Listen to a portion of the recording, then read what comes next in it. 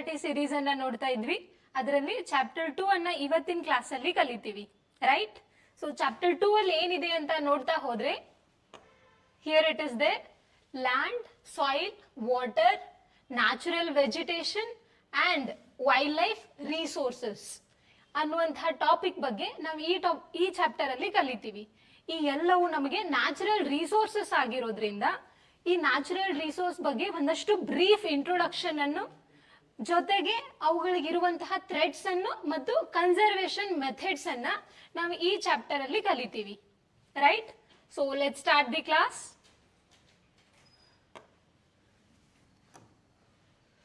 Yeah, first natural resource is land, right? So land ಅನ್ನೋದು ನಮಗೆ natural resource ಆಗಿದ್ದು, ಅದರ ಒಂದಷ್ಟು ಇಂಟ್ರೊಡಕ್ಷನ್ ಅನ್ನ ನೋಡ್ಬಿಟ್ಟು, ಅದಕ್ಕಿರುವಂತಹ ಥ್ರೆಡ್ಸ್ ಗಳ ಬಗ್ಗೆ ನೋಡ್ಬಿಟ್ಟು, ಕನ್ಸರ್ವೇಷನ್ ಮೆಥಡ್ಸ್ ಅನ್ನ ನಾವು ಈ ಒಂದು ಚಾಪ್ಟರ್ ಅಲ್ಲಿ ಬ್ರೀಫ್ ಆಗಿ ನೋಡ್ಲಿದ್ದೇವೆ, right? So what is land and what it is ಅಂತ ನೋಡ್ತಾ ಹೋದ್ರೆ, ಎಸ್, ಅರ್ತ್ದು ಸರ್ಫೇಸ್ಗೆ ನಾವು ಲ್ಯಾಂಡ್ ಅಂತ ಕರಿತಿದ್ದೀವಿ. ದಿಸ್ ಸಾಲಿಡ್ ಪೋರ್ಷನ್, ಈ ಸಾಲಿಡ್ ಪೋರ್ಷನ್ ಅಲ್ಲಿ ಸುಮಾರು 30% ಅಷ್ಟು ಲ್ಯಾಂಡ್ ಅಲ್ಲಿ ನಮಗೆ ಪಾಪ್ಯುಲೇಷನ್ ನೋಡೋಕ್ ಸಿಗುತ್ತೆ. ಪೀಪಲ್ ಆಕ್ಯುಪೈ ಮಾಡಿರುವಂತಹ ಲ್ಯಾಂಡ್ ಏನಂದ್ರೆ ಜಸ್ಟ್ 30%, ರಿಮೈನಿಂಗ್ 70% ಅಷ್ಟು ನಮಗೆ ಲ್ಯಾಂಡ್ ಅಲ್ಲಿ ನಮಗೆ ಜನ ವಾಸವಾಗ್ಲಿಕ್ಕೆ ಯೋಗ್ಯವಾಗಿರುವಂತದ್ದಾಗಿಲ್ಲ, right? So this land is a very important natural resource and this is deciding the human habitation or the population distribution. Population ಯಾವ ತರ ಡಿಸ್ಟ್ರಿಬ್ಯೂಟ್ ಆಗಿದೆ ಅನ್ನೋದು ನಮಗೆ ಅಲ್ಲಿರುವಂತಹ ಲ್ಯಾಂಡ್ ಡಿಸೈಡ್ ಮಾಡ್ತಿದೆ, ರೈಟ್? ಸೊ ಲೈಕ್ ಲ್ಯಾಂಡ್ ಅಂತ ನೋಡ್ತಾ ಹೋದ್ರೆ ಯಾವ್ಯಾವ ತರ ಇರುತ್ತೆ ಅಂತ ನೋಡ್ತಾ ಹೋದ್ರೆ ನಮಗೆ rugged topography means uneven surfaces, right? ಅದೇ ರೀತಿ ಸ್ಟೀಪ್ ಆಗಿರುವಂತಹ ಮೌಂಟೇನ್ ಸ್ಲೋಪ್ಸ್ ನಮಗೆ ನೋಡೋಕ್ ಸಿಗುತ್ತೆ. And low lying water logging areas, desert areas ಇರುತ್ತೆ, ಫಾರೆಸ್ಟ್ ಏರಿಯಾಸ್ ಇರುತ್ತೆ, ರೈಟ್? ಸೊ ಇವೆಲ್ಲವೂ ನಮಗೆ ಇವೆಲ್ಲ ವಿಧದ ಲ್ಯಾಂಡ್ಗಳು ನಮಗೆ ನೋಡೋಕ್ ಸಿಗುತ್ತೆ. So based on this particular physical feature ನಮಗಲ್ಲಿ ಜನ ಯಾವ ರೀತಿ ಡಿಸ್ಟ್ರಿಬ್ಯೂಟ್ ಆಗಿದ್ದಾರೆ ಅನ್ನೋದು ಡಿಸೈಡ್ ಆಗ್ತಾ ಇರುತ್ತೆ. I hope it is clear. So ಈ ಪಾಪ್ಯುಲೇಷನ್ ಡಿಸ್ಟ್ರಿಬ್ಯೂಷನ್ ಆಗಬೇಕು, ಪಾಪ್ಯುಲೇಷನ್ ಜಾಸ್ತಿ ಎಲ್ಲಿ ಲೊಕೇಟ್ ಆಗಿದೆ ಅನ್ನೋದು ನಮಗೆ ಲ್ಯಾಂಡ್ ಕೂಡ ಡಿಸೈಡ್ ಮಾಡುವಂತಹ ಒಂದು ಮೇಜರ್ ಫ್ಯಾಕ್ಟರ್. ಸೊ ಲ್ಯಾಂಡ್ ಯಾವ ತರ ಇದ್ರೆ ನಮಗಲ್ಲಿ ಪಾಪ್ಯುಲೇಷನ್ ಡೆನ್ಸಿಟಿ ಜಾಸ್ತಿ ಸಿಗುತ್ತೆ ಅಂತ ನೋಡ್ತಾ ಹೋದ್ರೆ, ಸೊ ಎಲ್ಲಿ ಪಾಪ್ಯುಲೇಷನ್ ಜಾಸ್ತಿ ಸಿಗುತ್ತೆ ಅಂತ ನೋಡ್ತಾ ಹೋದ್ರೆ, it is a plain areas and river valleys. Area ನಮಗೆ ಪ್ಲೇನ್ ಇರಬೇಕು ಮತ್ತೆ ರಿವರ್ ವ್ಯಾಲೀಸ್. ಫಾರ್ ಎಕ್ಸಾಂಪಲ್ ಅಂತ ನೋಡಿದ್ರೆ ನಾವು ನಮ್ದಿಲ್ಲಿ ಗಂಗಾ ನದಿ ಬರುತ್ತೆ, ರೈಟ್? ಸೊ ಈ ಗಂಗಾ ನದಿ ವ್ಯವಸ್ಥೆಯಲ್ಲಿ ಇದೆಲ್ಲವೂ ನಮಗೆ ಗಂಗಾ ನದಿಯ ಉಪನದಿಗಳಿಂದ ಕೂಡಿದೆ. ನದಿ ಅದರ ಉಪನದಿ ಲೈಕ್ ದಿಸ್, ರೈಟ್? ಸೊ ಈ ಭಾಗದಲ್ಲಿ ನಮಗೆ ಪ್ಲೇನ್ ಏರಿಯಾ ಸಿಗುತ್ತೆ. ಸೊ ದ್ಯಾಟ್ ಉತ್ತರ ಪ್ರದೇಶ ಮತ್ತು ಬಿಹಾರದಲ್ಲಿ ನಮಗೆ ಪಾಪ್ಯುಲೇಷನ್ ಡೆನ್ಸಿಟಿ ಜಾಸ್ತಿ ಸಿಗುತ್ತೆ, right? Because it lies in it is a plain area and it is a river valley, right? Yeah, and the land should be good for the agriculture. ನಮಗಲ್ಲಿರುವಂತಹ ನೆಲ ಅಗ್ರಿಕಲ್ಚರ್ಗೆ ಯೋಗ್ಯವಾಗಿರಬೇಕು. ಯಾಕಂತಂದ್ರೆ ನಮ್ಮ ಭಾರತ ದೇಶ ಕೃಷಿ ಪ್ರಧಾನವಾಗಿರುವಂತಹ ದೇಶ. ಬಹಳಷ್ಟು ಜನಸಂಖ್ಯೆ ನಮಗೆ ಕೃಷಿಯನ್ನ ಅವಲಂಬಿಸಿ ಬದುಕ್ತಿರ್ತಾರೆ. ಸೊ ಆ ಡೆನ್ಸಿಟಿ, ಅಗೇನ್ ಪಾಪ್ಯುಲೇಷನ್ ಡೆನ್ಸಿಟಿ ಅಂದ್ರೆ ಏನು ಅಂತ ನೋಡ್ತಾ ಹೋದ್ರೆ, it is a number of people in a unit area. ಒಂದಷ್ಟು ಏರಿಯಾದಲ್ಲಿ ಎಷ್ಟು ಜನ ವಾಸವಾಗಿದ್ದಾರೆ ಅನ್ನೋದು ನಮಗೆ ಪಾಪ್ಯುಲೇಷನ್ ಡೆನ್ಸಿಟಿಯನ್ನ ಹೇಳ್ತಿರುತ್ತೆ. ಸೊ ಒಂದಷ್ಟು ಯೂನಿಟ್ ಏರಿಯಾದಲ್ಲಿ ಜಾಸ್ತಿ ಜನ ವಾಸವಾಗಿದ್ರೆ ಅದಕ್ಕೆ ನಾವು ಡೆನ್ಸ್ಲಿ ಪಾಪ್ಯುಲೇಟೆಡ್ ಅಂತ ಹೇಳ್ತಿದ್ದೀವಿ. ಸೊ ಅಗ್ರಿಕಲ್ಚರ್ ಮಾಡ್ಲಿಕ್ಕೆ ಯೋಗ್ಯವಾದ ಭೂಮಿ, ವ್ಯವಸಾಯಕ್ಕೆ ಬೇಕಾಗುವಂತಹ ಯೋಗ್ಯವಾದ ಭೂಮಿ ಮತ್ತೆ ಇತರೆ ಸಲಕರಣೆಗಳು, ಉಪಯುಕ್ತವಾಗುವಂತಹ ಸಲಕರಣೆಗಳಲ್ಲಿ ಅವೈಲೇಬಲ್ ಇದ್ರೆ ಅಲ್ಲಿನೂ ಕೂಡ ನಮಗೆ ಪಾಪ್ಯುಲೇಷನ್ ಡೆನ್ಸಿಟಿ ಜಾಸ್ತಿ ಇರುತ್ತೆ. ಅದೇ ರೀತಿ ಲ್ಯಾಂಡ್ ನಮಗೆ ರಿಚ್ ಇರಬೇಕು, ಫರ್ಟೈಲ್ ಲ್ಯಾಂಡ್ ಇರಬೇಕು, ರೈಟ್. ಸೊ ಅಲ್ಲಿ ಮಿನರಲ್ ರಿಚ್ ರಿಸೋರ್ಸ್ ಇರುವಂತಹ ಏರಿಯಾ ಆಗಿದ್ರೆ ಆ ಮಿನರಲ್ ರಿಲೇಟೆಡ್ ಇಂಡಸ್ಟ್ರೀಸ್ ಆ ಪ್ಲೇಸಲ್ಲಿ ಲೊಕೇಟ್ ಆಗುತ್ತೆ. ರೈಟ್. ಸೊ ಅದಕ್ಕೆ ಪೂರಕವಾದಂತಹ ಲೇಬರ್ ಅನ್ನ ಅಲ್ಲಿ ಪೂರೈಕೆ ಆಗೋದರ ಜೊತೆಗೆ ಅಲ್ಲಿರುವಂತಹ ಜನರಿಗೆ ಅದು ಉದ್ಯೋಗವನ್ನ ಕೊಡುತ್ತೆ. So that again that particular land is deciding the density of the population. ಅಲ್ಲಿರುವಂತಹ ಒಂದು ಜನರದ್ದು, ಅಲ್ಲಿರುವಂತಹ ಏರಿಯಾ ನಮಗೆ ಜನಸಂಖ್ಯೆ ಹೇಗಿದೆ, ಜನಸಾಂದ್ರತೆ ಹೇಗಿದೆ ಅನ್ನೋದನ್ನ ನಿರ್ಧಾರ ಮಾಡ್ತಿದೆ. ರೈಟ್. ಸೊ ಅದೇ ರೀತಿ ಒಳ್ಳೆಯ ರೀತಿಯಾದಂತಹ ಟೊಪೋಗ್ರಾಫಿಕಲ್ ಕಂಡೀಷನ್ಸ್ ಇರಬೇಕು. ಲೈಕ್ ಬಹಳಷ್ಟು ಹಿಲ್ಲು ಮತ್ತೆ ಲ್ಯಾಂಡ್ ಸ್ಲೈಡ್ಸ್ ಆಗುವಂತಹ ಏರಿಯಾ ಇದ್ರೆ, ಫ್ಲಡ್ ಫ್ರೋನ್ ಏರಿಯಾಸ್ ಇದ್ರೆ ಅಲ್ಲಿ ಪಾಪ್ಯುಲೇಷನ್ ಡೆನ್ಸಿಟಿ ನಮಗೆ ಕಡಿಮೆ ಇರುತ್ತೆ. ಬಟ್ ನಮ್ಗೆ ಈ ರೀತಿ ಮೈದಾನ ಪ್ರದೇಶಗಳಿದ್ದು ವಾಸಿಸ್ಲಿಕ್ಕೆ ಯೋಗ್ಯವಾಗಿರುವಂತಹ ಕಂಡೀಷನ್ಸ್ ಇದೆ, ನಮಗೆ ಅಲ್ಲಿನೂ ಕೂಡ ಪಾಪ್ಯುಲೇಷನ್ ಜಾಸ್ತಿ ಇರುತ್ತೆ. Right. So what we are going to see here, ಇವನ್ನೆಲ್ಲ ನೋಡಿದ್ರೆ ನಮ್ಗೆ ಏನ್ ಗೊತ್ತಾಗ್ತಿದೆ ಅಂದ್ರೆ this particular land is deciding ಎಷ್ಟು ಜನಸಂಖ್ಯೆ, ಜನಸಾಂದ್ರತೆ ಹೇಗೆ ಹಂಚಿಕೆ ಆಗಿದೆ ಅನ್ನೋದನ್ನ. Right. So it is about this. So next thing is land use. ಹೆಸರೇ ಹೇಳ್ತಿದೆ land use. How we are using the land, for what purpose we are using the land. Right. So ಯಾವ್ದು ಪರ್ಪಸ್ಗಾಗಿರ್ಬೋದು? Yes, must be for agriculture, ಫಾರೆಸ್ಟ್ರಿಗಾಗಿರ್ಬೋದು, ಮೈನಿಂಗಿಗೆ, ಹೌಸಿಂಗ್ಗೆ, road, industries etcetera. ಇವುಗಳಿಗೆಲ್ಲವುಗಳಿಗಾಗಿ ನಾವು land ಅನ್ನ use ಮಾಡ್ತಿದ್ದೀವಿ. Right. So ಈ land use ಯಾವುದಕ್ಕೆ use ಮಾಡ್ತಿದ್ದೀವಿ ಅನ್ನೋದನ್ನ ಒಂದಷ್ಟು ಫ್ಯಾಕ್ಟರ್ಸ್ ಡಿಸೈಡ್ ಮಾಡ್ತಿದೆ. ಫಾರ್ ಎಕ್ಸಾಂಪಲ್ ಅಗ್ರಿಕಲ್ಚರ್, ನಾವು ಒಂದು ಪರ್ಟಿಕ್ಯುಲರ್ ಲ್ಯಾಂಡ್ ಅನ್ನ ನಾವು ಅಗ್ರಿಕಲ್ಚರ್ಗೆ ಯೂಸ್ ಮಾಡ್ತಿದ್ದೀವಿ ಅಂದ್ರೆ ಅಗ್ರಿಕಲ್ಚರ್ ರಿಲೇಟೆಡ್, ಅಗ್ರಿಕಲ್ಚರ್ಗೆ ಬೇಕಾಗುವಂತಹ ಒಂದಷ್ಟು ಪೂರಕವಾದಂತಹ ವಾತಾವರಣವನ್ನ ಆ ಪರ್ಟಿಕ್ಯುಲರ್ ಲ್ಯಾಂಡ್ ಅಲ್ಲಿ ನಮಗೆ ನೋಡೋಕ್ ಸಿಗ್ತಿರುತ್ತೆ.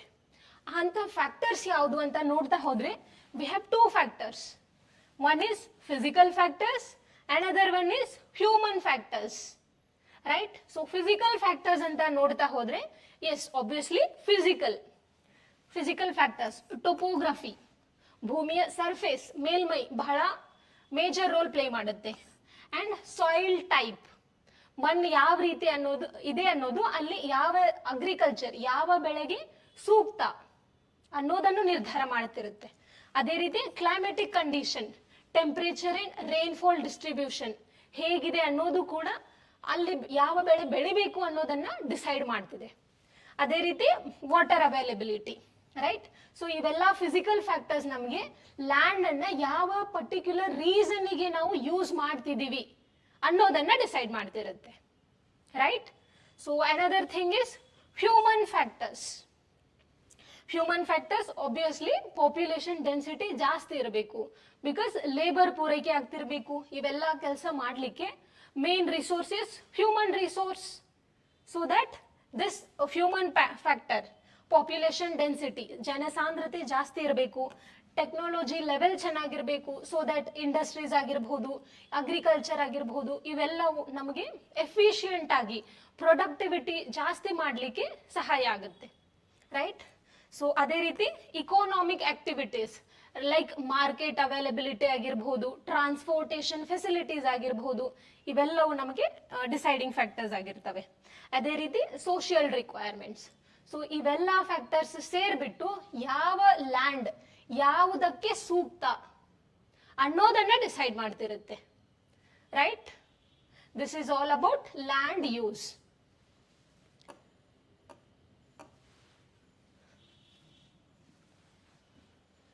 Then land classification of a land. ಭೂಮಿ ಅಲ್ಲಿ ನಾವು ವಿಧಗಳನ್ನ ನೋಡ್ತೀವಿ based on the ownership, who owned that particular land ಅನ್ನೋ ಆಧಾರದ ಮೇಲೆ ನಾವು ಎರಡು ಟೈಪ್ಸ್ ಅನ್ನ ನೋಡ್ತೀವಿ. One is private land. ಹೆಸರೇ ಹೇಳ್ತಿದೆ private land belongs to particular person, particular individual. Right. So that is what private land. For example house. Yes. So second thing is community land. Land which belongs to particular community.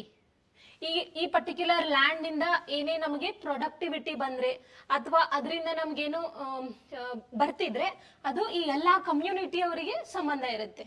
For example ನಮ್ಗೆ large ಆಗಿರುವಂತಹ agriculture land ಆಗಿರ್ಬೋದು etcetera. So ಅವೆಲ್ಲವೂ ಕಮ್ಯುನಿಟಿಗೆ belong ಆಗಿರ್ತವೆ, not just for one person or one family. It belongs to entire community. That is what our community land. S,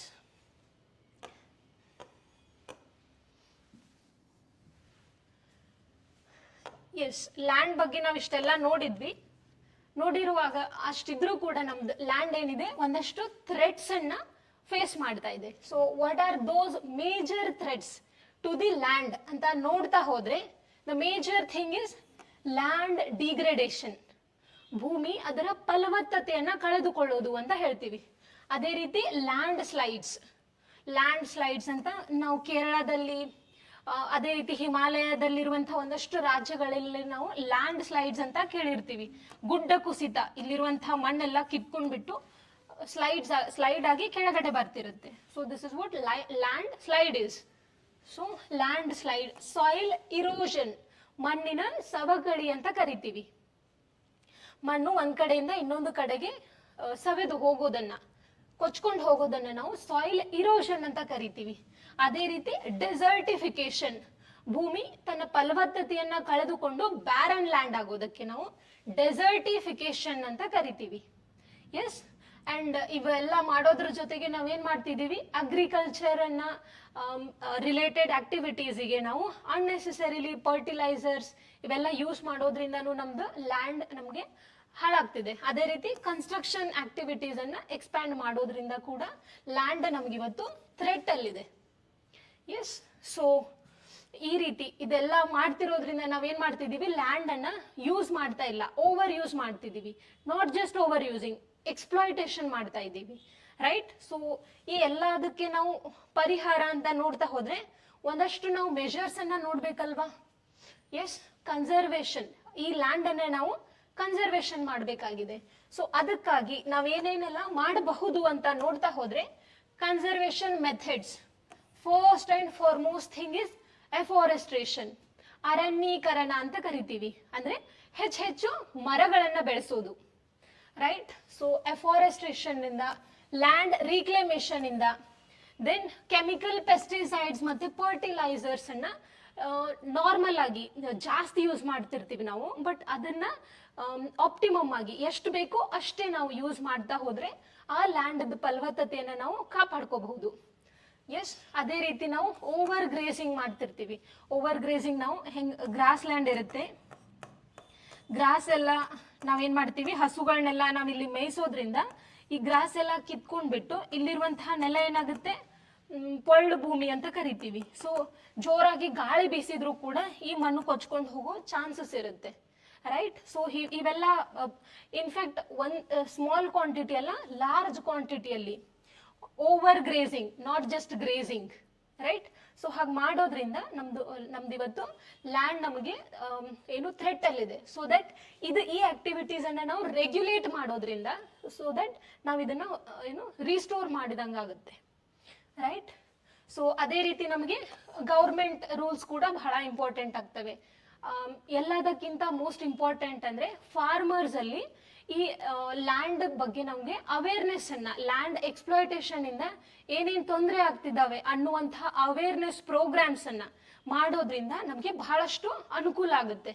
like farming, educating the farmers on the negative aspects of over grazing problems, fertilizer overuse, yes, environmental degradation, and ಇವೆಲ್ಲಾನು ಮಾಡೋದ್ರಿಂದ ನಮ್ಮ farmers ಅಲ್ಲಿ awareness ಬರೋದ್ರಿಂದ ಅವರು ಅದರ related steps ಅನ್ನ ಕೈಗೊಳ್ಳಿಕ್ಕೆ ಮುಂದಾಗ್ತಾರೆ.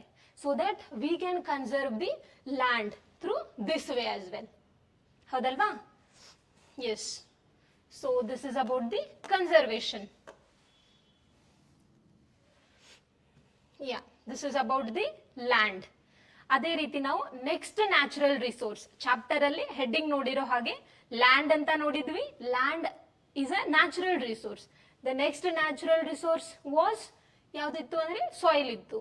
So that now we'll see some brief introduction about the soil and what are the threats to the soil and how we can conserve the soil, right? So let's go one by one. Yeah, soil, what is soil anta nodta hodre namge bhoomi mele, suppose this is the surface, hard surface, rocky surface, surface ಮೇಲೆ ನಮಗೆ ಮಣ್ಣು ಅಂತ ನೋಡಿದಾಗ ಚಿಕ್ಕ ಚಿಕ್ಕ ಚಿಕ್ಕ ಕಣಗಳನ್ನ ನೋಡ್ತೀವಿ. So grain like structure, we can say like this. Yes, so ಈ ಗ್ರೇನ್ ಲೈಕ್ ಸ್ಟ್ರಕ್ಚರ್ಗೆ ನಾವೇನಂತಿದ್ದೀವಿ, ಮಣ್ಣು ಅಂತ ಕರಿತಿದ್ದೀವಿ. Let see how this soil is forming. ಈ ಮಣ್ಣು ಹೆಂಗೆ ರಚನೆ ಆಯಿತು ಅಂತ ನೋಡ್ತಾ ಹೋದ್ರೆ, ಫಸ್ಟ್ಲಿ ನಾವು ಪ್ರೀವಿಯಸ್ ಕ್ಲಾಸಸ್ ಅಲ್ಲಿ ನೋಡುವಾಗ ವಾಲ್ಕ್ಯಾನಿಕ್ ಆಕ್ಟಿವಿಟೀಸ್ ಅಂತ ನೋಡಿದ್ವಿ, ಬ್ರೀಫ್ ಇಂಟ್ರೊಡಕ್ಷನ್ ಅನ್ನ ನೋಡಿದ್ವಿ. ಸೊ ಮೌಂಟೇನ್ ಅಲ್ಲಿ ಇಲ್ಲಿರುವಂತಹ ಮ್ಯಾಗ್ಮಾ ನಮಗೆ ಈ ರೀತಿ ಹೊರಗಡೆ ಬಂದು ಚಿಮ್ಮುತ್ತೆ. ಸೊ ಚಿಮ್ಮಿದಾಗ ಇಲ್ಲಿ ಸಾಲಿಡಿಫೈ ಆಗುತ್ತೆ. ಎಸ್, ಸೊ ಸಾಲಿಡಿಫೈ ಆಗಿ ಗಟ್ಟಿ ಆಗುತ್ತೆ. ಆ ಗಟ್ಟಿ ಆಗಿರೋದಕ್ಕೆ ನಾವೇನಂತ ಕರೆದಿದ್ವಿ, ಇಗ್ನಿಯಸ್ ರಾಕ್ಸ್, ಅಗ್ನಿಶಿಲೆ, ರೈಟ್? ಸೊ ಈ ಇಗ್ನಿಯಸ್ ರಾಕ್ ಅನ್ನೇ ನಮ್ಗೇನಾಗುತ್ತೆ, ಈ ಸಾಲಿಡ್ ರಾಕ್ ನಮ್ಗೇನಾಗುತ್ತೆ, over time, over millions of years, ಬಹಳಷ್ಟು ಟೈಮ್ ಆದ್ಮೇಲೆ ಏನಾಗುತ್ತೆ, ನಮ್ಗಿಲ್ಲಿ ಸತತವಾಗಿ ಸೂರ್ಯನ ರೇಡಿಯೇಷನ್ಸ್ ಬರ್ತಿರುತ್ತೆ ಭೂಮಿ ಮೇಲೆ. ಅದೇ ರೀತಿ ನಮ್ಗೆ ಮಳೆ ಬರ್ತಿರುತ್ತೆ, ಬಹಳಷ್ಟು ಬಯೋಟಿಕ್ ಆಕ್ಟಿವಿಟೀಸ್ ನಡೀತಿರ್ತವೆ. ಈ ಎಲ್ಲಾ ಫ್ಯಾಕ್ಟರ್ಸ್ ಗಳಿಗೆ ಅನುಗುಣವಾಗಿ ಇಲ್ಲಿರುವಂತಹ ಸಾಯಿಲ್, ಇಲ್ಲಿರುವಂತಹ ರಾಕಿ ಸರ್ಫೇಸ್ ಏನಾಗುತ್ತೆ, ಅದರಲ್ಲಿ ಕ್ರ್ಯಾಕ್ಸ್ ಬರೋಕ್ ಸ್ಟಾರ್ಟ್ ಆಗುತ್ತೆ. ಸೊ ಇನ್ಫ್ಯಾಕ್ಟ್ ಕಲ್ಲಿನ ಮೇಲೆ ನಮ್ಗೆ ಏನಾಗುತ್ತೆ ಅಂದ್ರೆ, ಅದು ಫಸ್ಟ್ ಲೇಯರ್ ಏನಾಗುತ್ತೆ ಅಂದ್ರೆ ಚಿಕ್ಕ ಚಿಕ್ಕ ಚಿಕ್ಕ ಗ್ರೇನ್ಗಳಾಗಿ ಮಾರ್ಪಾಡಾಗಕ್ ಸ್ಟಾರ್ಟ್ ಆಗುತ್ತೆ ಈ ರೀತಿ ಆಗ್ತಿರೋದ್ರಿಂದ. ಸೊ ಬಹಳಷ್ಟು ವರ್ಷ ಆದ್ಮೇಲೆ ನಮ್ಗೆ ಒಂದಷ್ಟು ಥಿಕ್ ಲೇಯರ್ ನಮಗೆ ನೋಡೋಕ್ ಸಿಗುತ್ತೆ. So that thick layer is soil, right? So this is how soil is farming. ಇಲ್ಲಿ ನಮ್ಗೆ ಒಂದೇನ್ ಕ್ಲಿಯರ್ ಆಗ್ತಿದೆ ಅಂದ್ರೆ, ಟೈಮ್ ಅನ್ನೋದು ನಮ್ಗೆ ಬಹಳ ಮೇಜರ್ ರೋಲ್ ಪ್ಲೇ ಮಾಡ್ತಿದೆ. ಸೊ ಥಿಕ್ನೆಸ್ ಅಂತ ಬಂದಾಗ ಸಾಯಿಲ್ ಎಷ್ಟು ಥಿಕ್ನೆಸ್ ಇದೆ, ಎಷ್ಟು ಥಿಕ್ ಆಗಿ ಸ್ಪ್ರೆಡ್ ಆಗಿದೆ ಅನ್ನೋದು ನಮಗೆ ಅದು ಎಷ್ಟು ವರ್ಷದಿಂದ ಫಾರ್ಮ್ ಆಗ್ತಿದೆ ಅನ್ನೋದು ಡಿಸೈಡ್ ಮಾಡ್ತಿದೆ. So thickness of the soil is deciding by the time. Time is a very major factor here, right? So this is how soil is forming. Yes, so let's see some stratification, ಒಂದಷ್ಟು layers ಅನ್ನ ನಾವು soil ಅಲ್ಲಿ ನೋಡ್ತೀವಿ. Let me rub this. Ya, so suppose ನಮ್ಗೆ ಇಷ್ಟು layer ವರ್ಗು ನಮ್ಗೆ soil form ಆಗಿದೆ. ಇಷ್ಟು ಸಾಯಿಲ್ ಫಾರ್ಮ್ ಆದಾಗ ಈ ನಮ್ಗೆ ಸಾಯಿಲ್ ಅಂತ ನೋಡ್ತಾ ಹೋದಾಗ ಅದರ ಅತ್ಯಂತ ಕೆಳಗಡೆ ನಮ್ಗೇನ್ ಸಿಗುತ್ತೆ ಅಂದ್ರೆ, from which particular rock it is formed, ಅದಕ್ಕೆ ನಾವೇನಂತ ಕರಿತೀವಿ ಅಂತಂದ್ರೆ ಪೇರೆಂಟಲ್ ಮಟೀರಿಯಲ್ ಅಂತ ಕರಿತೀವಿ, ಆರ್ ಪೇರೆಂಟಲ್ ರಾಕ್ ಅಂತಾನು ಕರಿತೀವಿ. ಪೇರೆಂಟಲ್ ಮಟೀರಿಯಲ್ ಈ ಕೆಳಗಡೆ ಇರೋದು ಮೀನ್ಸ್ ಈ ಮಣ್ಣಿನಲ್ಲಿ, ಈ ಕಲ್ಲಿನಲ್ಲಿ ಇರುವಂತಹ ಅಂಶವೇ ನಮಗೆ ಈ ಅಪ್ಪರ್ ಮೋಸ್ಟ್ ಲೇಯರ್ ಅಲ್ಲಿ ನೋಡೋಕ್ ಸಿಗ್ತಿರುತ್ತೆ, along with some other factors like ನಮ್ಗೆ ಸೂರ್ಯನ ರೇಡಿಯೇಷನ್ಸ್ಗೆ, ಮಳೆಗೆ ಎಕ್ಸ್ಪೋಸ್ ಆಗೋದು top most soil. Yes, top soil, ಎಲ್ಲಕ್ಕಿಂತ ಮೇಲೆ ಇರೋದಕ್ಕೆ ನಾವು ಟಾಪ್ ಸಾಯಿಲ್ ಅಂತ ಕರಿತಿದ್ದೀವಿ, ರೈಟ್? ಸೊ ಈ ಟಾಪ್ ಮೋಸ್ಟ್ ಸಾಯಿಲ್ ಅಲ್ಲಿ ನಮ್ಗೆ ಗ್ರೇನ್ಸ್ ಕಂಡು ಬರ್ತಿದಾವೆ, ಜೊತೆಗೆ ರೇಡಿಯೇಷನ್ಸ್ ಇದೆ, ಮಳೆ ಬರ್ತಿದೆ. ನಾಟ್ ಜಸ್ಟ್ ದಿಸ್, ಇಲ್ಲಿ ನಮಗೆ ಪ್ಲಾಂಟ್ಸ್ ಗಳಿದಾವೆ, ಆರ್ಗ್ಯಾನಿಸಮ್ಸ್ ಇದಾವೆ. ಎಸ್, ಇವೆಲ್ಲವು ಈ ಗಿಡದ ಎಲೆ ಬಂದ್ಬಿಟ್ಟು ಆಬ್ವಿಯಸ್ಲಿ ಟಾಪ್ ಸಾಯಿಲ್ ಮೇಲೆ ಬೀಳುತ್ತೆ. ಸೊ ಈ ಟಾಪ್ ಸಾಯಿಲ್ ಅಲ್ಲಿ ಏನಾಗುತ್ತೆ, ಡಿಕಂಪೋಸ್ ಕೂಡ ಆಗುತ್ತೆ. ಸೊ ಆ ಆರ್ಗ್ಯಾನಿಕ್ ಮ್ಯಾಟರ್ ಕೂಡ ನಮಗೆ ಟಾಪ್ ಸಾಯಿಲ್ ಅಲ್ಲೇನೆ ಉಳ್ಕೊಳ್ಳುತ್ತೆ, ರೈಟ್? ಸೊ ಅದಕ್ಕೆ ನಾವು ಆ ಆರ್ಗ್ಯಾನಿಕ್ ಮ್ಯಾಟರ್ ನಮಗೆ ಡಾರ್ಕ್ ಕಲರ್ ಕಾಣಿಸುತ್ತೆ. ಸೊ ಅದಕ್ಕೆ ನಾವೇನಂತ ಕರಿತೀವಿ ಅಂದ್ರೆ ಹ್ಯೂಮಸ್ ಅಂತ ಕರಿತೀವಿ. ಹ್ಯೂಮಸ್ ಈ ಆರ್ಗ್ಯಾನಿಕ್ ಮ್ಯಾಟರ್ ಇಂದ ಮಾಡಲ್ಪಟ್ಟಿರುತ್ತೆ. ಅದೇ ರೀತಿ ನಮ್ಗಿಲ್ಲಿ silt, clay, based on the size of the grains ನಮ್ಗೆ ಮತ್ತೊಂದಷ್ಟು ಲೇಯರ್ಸ್ ನಮ್ಗೆ ಇನ್ ಬಿಟ್ವೀನ್ ನೋಡಕ್ಕೆ ಸಿಗ್ತಿರುತ್ತೆ, right? So top most soil is consisting of humus and ಈ ಸಾಯಿಲ್ ಫಾರ್ಮ್ ಆಗೋದಕ್ಕೆ ಕಾರಣನೇ parental material, right? So parental material ಇಂದ ಇದು ಫಾರ್ಮ್ ಆಗಿದೆ ಅಂದಾಗ ಈ ಪೇರೆಂಟ್ ಮಟೀರಿಯಲ್ ಅಲ್ಲಿರುವಂತಹ ಕೆಮಿಕಲ್ ಪ್ರಾಪರ್ಟೀಸ್ ಅವೇ ನಮಗೆ ಟಾಪ್ ಸಾಯಿಲ್ ಅಲ್ಲೂ ಕೂಡ ನೋಡೋಕ್ ಸಿಗ್ತವೆ. Like colour of the soil, texture of the soil, like etcetera. Chemical properties ಇವೆಲ್ಲವೂ ನಮಗೆ ಈ ಪೆರೆಂಟಲ್ ಮಟೀರಿಯಲ್ ಏನಿದೆ ಅಲ್ವಾ, ಅದೇ ನಮಗೆ ಟಾಪ್ ಮೋಸ್ಟ್ ಲೇಯರ್ ಅಲ್ಲೂ ಕೂಡ ನಮಗೆ ನೋಡೋಕ್ ಸಿಗುತ್ತೆ, right? So this is about brief introduction about the stratification, this layering of the soil, right?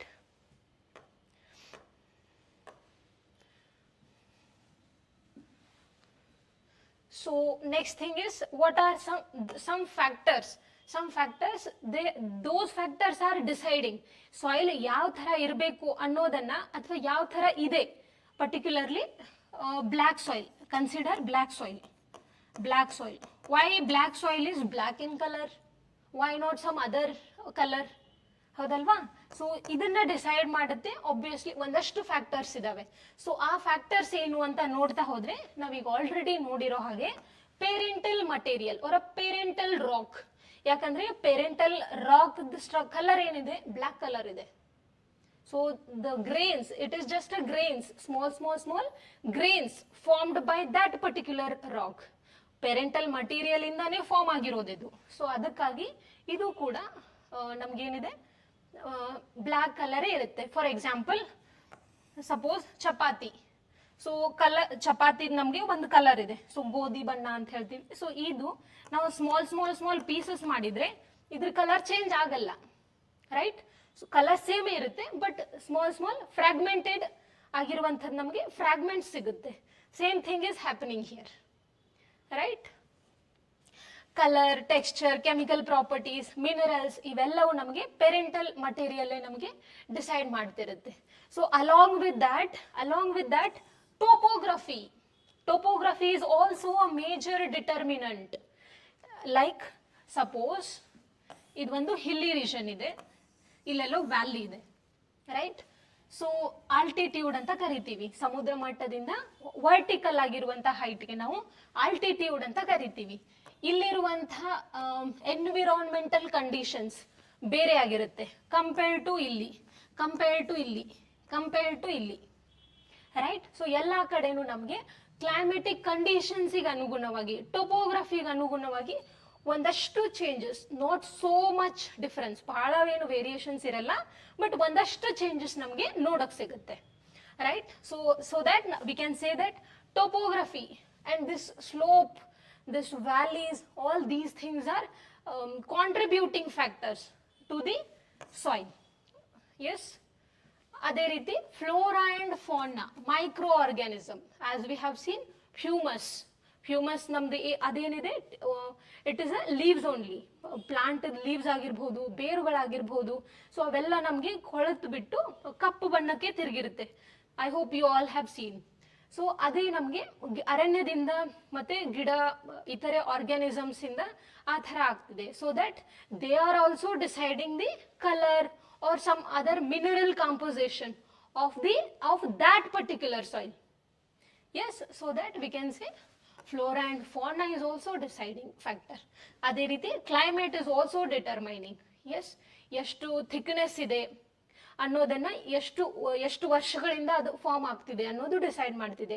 ಅದೇ ರೀತಿ ಟೆಂಪರೇಚರ್ ಜಾಸ್ತಿ ಇದೆ, ಅದೇ ರೀತಿ ಮಳೆನೂ ಜಾಸ್ತಿ ಇದೆ, ಅಂತ ಕಡೆ ಏನಾಗುತ್ತೆ, ಸಾಯಿಲ್ ಫಾರ್ಮೇಶನ್ ಆಗುವಂತಹ ಪ್ರಾಸೆಸ್, ಅದರದ ರೇಟ್ ಜಾಸ್ತಿ ಇರುತ್ತೆ, ರೈಟ್? ಸೊ ಇವೆಲ್ಲವೂ ನಮಗೆ ಸಾಯಿಲ್ ಫಾರ್ಮೇಶನ್ಗೆ ಅಫೆಕ್ಟ್ ಮಾಡುವಂತಹ factors of soil formation. Yes, I hope it is clear.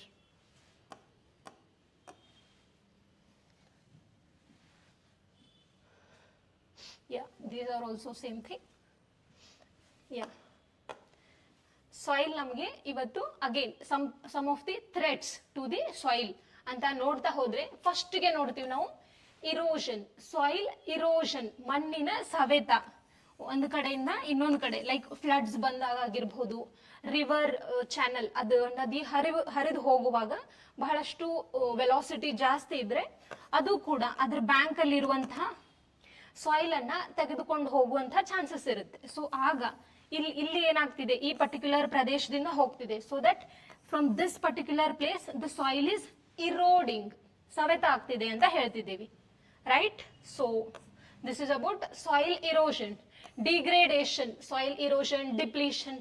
ಇವೆಲ್ಲವೂ ನಮ್ಗೆ ಏನಾಗ್ತಿದ್ದಾವೆ ಅಂದ್ರೆ ಸಾಯಿಲ್ ನಮ್ಗೆ ಏನು ಒಂದು ಪ್ಲೇಸಿಂದ ಇನ್ನೊಂದು ಪ್ಲೇಸಿಗೆ ಡಿಸ್ಪ್ಲೇಸ್ ಆಗ್ತಿರೋದ್ರಿಂದ, ಅದ್ರ ಫಲವತ್ತತೆ ಕಡಿಮೆ ಆಗ್ತಿರೋದ್ರಿಂದ ನಮ್ಗೆ ಇವತ್ತು ಸಾಯಿಲ್ ಒಂದಷ್ಟು ಥ್ರೆಟ್ಸ್ ಅನ್ನ ಫೇಸ್ ಮಾಡೋ ಹಾಗಾಗಿದೆ. ಸೊ ಈ ಡಿಗ್ರೇಡೇಷನ್ ಆಗ್ಲಿಕ್ಕೆ ಮುಖ್ಯ ಕಾರಣ ಏನು ಅಂತ ನೋಡ್ತಾ ಹೋದ್ರೆ, ಫಸ್ಟ್ ಥಿಂಗ್ ಇಸ್ ಡಿಫಾರೆಸ್ಟ್ರೇಷನ್, ಅಂದ್ರೆ ಅರಣ್ಯಗಳನ್ನ ಕಟ್ ಮಾಡೋದ್ರಿಂದ. ಆಕ್ಚುಲಿ ಹೆಂಗಿರುತ್ತೆ ಅರಣ್ಯ ಅಂತ ನೋಡಿದಾಗ, ಈ ರೀತಿ ದಟ್ಟವಾಗಿರುವಂತಹ ಅರಣ್ಯದಲ್ಲಿ ಆಳವಾಗಿ ಬೇರುಗಳು ನೆಲದಲ್ಲಿ ಹೋಗಿರುತ್ತೆ. ಸೊ ದಟ್ ಅವೇನಾಗಿರುತ್ತೆ, ಮಣ್ಣನ್ನ ಟೈಟ್ ಆಗಿ ಹೋಲ್ಡ್ ಮಾಡ್ಕೊಂಡಿರ್ತವೆ, ರೈಟ್? ಟೈಟ್ ಆಗಿ ಹೋಲ್ಡ್ ಮಾಡಿರ್ತವೆ. ಬಟ್ ನಾವ್ ಈ ಗಿಡನೇ ಕಟ್ ಮಾಡ್ಬಿಟ್ವಿ ಅಂದ್ರೆ ಆಬ್ವಿಯಸ್ಲಿ ಈ ಬೇರೆಲ್ಲ ಒಂದಿನ ಸತ್ತು ಬಿಡ್ತವೆ. ಸೊ ಗಿಡನ ಚಿಗುರ್ತವೆ ಅನ್ಬೇಡಿ, ಯಾಕಂದ್ರೆ ನಾವು ಅರಣ್ಯ ಕಟ್ ಮಾಡ್ತಿದೀವಿ, ಗಿಡ ಇದನ್ನ ಕಟ್ ಮಾಡ್ತಿದೀವಿ. ಸೊ ದಟ್ ಇದೆಲ್ಲ ಇಲ್ಲಿರುವಂತಹ ಮರನ್ನ ನಾವು ಎಲಿಮಿನೇಟ್ ಮಾಡ್ತಾ ಇದ್ದೀವಿ.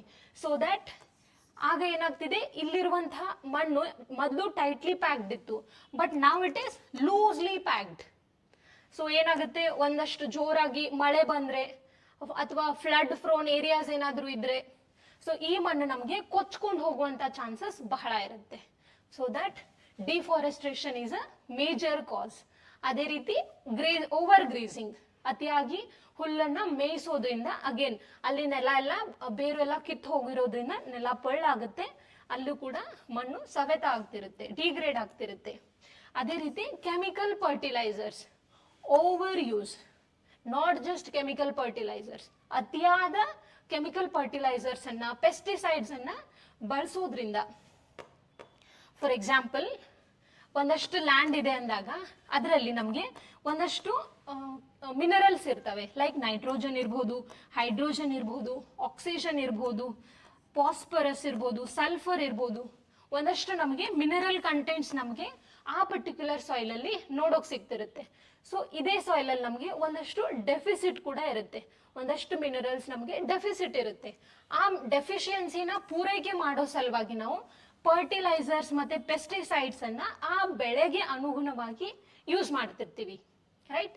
ಸೊ ಈ ರೀತಿ ಯೂಸ್ ಮಾಡೋವಾಗ ನಾವು ಬರೀ ಒಂದನ್ನೇ ಫರ್ಟಿಲೈಸರ್ಸ್ ಅನ್ನೇ ಅತಿಯಾಗಿ ಯೂಸ್ ಮಾಡಿದ್ರೆ, ಫಾರ್ ಎಕ್ಸಾಂಪಲ್ ಯೂರಿಯಾ, ಎಸ್, ಯೂರಿಯಾವನ್ನ ಯೂಸ್ ಮಾಡಿದ್ರೆ, ಯೂರಿಯಾದಲ್ಲಿ ಏನಿರುತ್ತೆ ಫಾರ್ಮುಲಾ ನೋಡಿದ್ರೆ NH2CO NH2.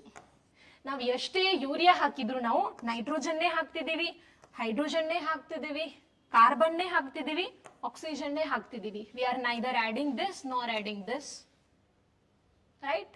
ಸೊ ಅಂದ್ರೆ ಏನಾಗ್ತಿದೆ, ಓವರ್ ಯೂಸ್ ಮಾಡ್ತಿರೋದ್ರಿಂದ ಇವೇ ಕಾಂಪೋನೆಂಟ್ಸ್ ನಮಗೆ ಜಾಸ್ತಿ ಆ ಸಾಯಿಲ್ ಅನ್ನ ಸೇರ್ಕೋತಿರ್ತವೆ. ಆಗ ಅಲ್ಲಿರುವಂತಹ ಪ್ಲಾಂಟ್ಗೆ whether it is necessary to this extent or not ಗೊತ್ತೇ ಇರಲ್ಲ. ಸೊ ದಟ್ ಅಲ್ಲಿರುವಂತಹ ಮಣ್ಣು ಏನಾಗುತ್ತೆ, ಅದರ ಫಲವತ್ತತೆಯನ್ನ ಕಳ್ಕೊಳ್ಳುತ್ತೆ, right? So this is what over use of fertilisers and pesticides. River water action, ನೀರು ಕೂಡ ಹರಿದು ಹೋಗುವಾಗ, ನದಿ ಹರಿದು ಹೋಗುವಾಗ ಮಣ್ಣನ್ನ ಕಿತ್ಕೊಂಡು ಹೋಗ್ತಿರುತ್ತೆ. ಲ್ಯಾಂಡ್ ಸ್ಲೈಡ್ಸ್ ಆಗೋದ್ರಿಂದ ಮಣ್ಣು ಕೊಚ್ಕೊಂಡು ಹೋಗ್ತಿರುತ್ತೆ. ಅದೇ ರೀತಿ ಫ್ಲಡ್ಸ್ ಬಂದಾಗ, ನೀರಿನ ಪ್ರವಾಹ ಬಂದಾಗ ಅದ್ರ ಜೊತೆಗೆ ಅಲ್ಲಿರುವಂತಹ ಟಾಪ್ ಅಲ್ಲಿರುವಂತಹ ಸಾಯಿಲ್ ಕೂಡ ಕಿತ್ಕೊಂಡು ಹೋಗ್ತಿರುತ್ತೆ. So that soil is degrading, right?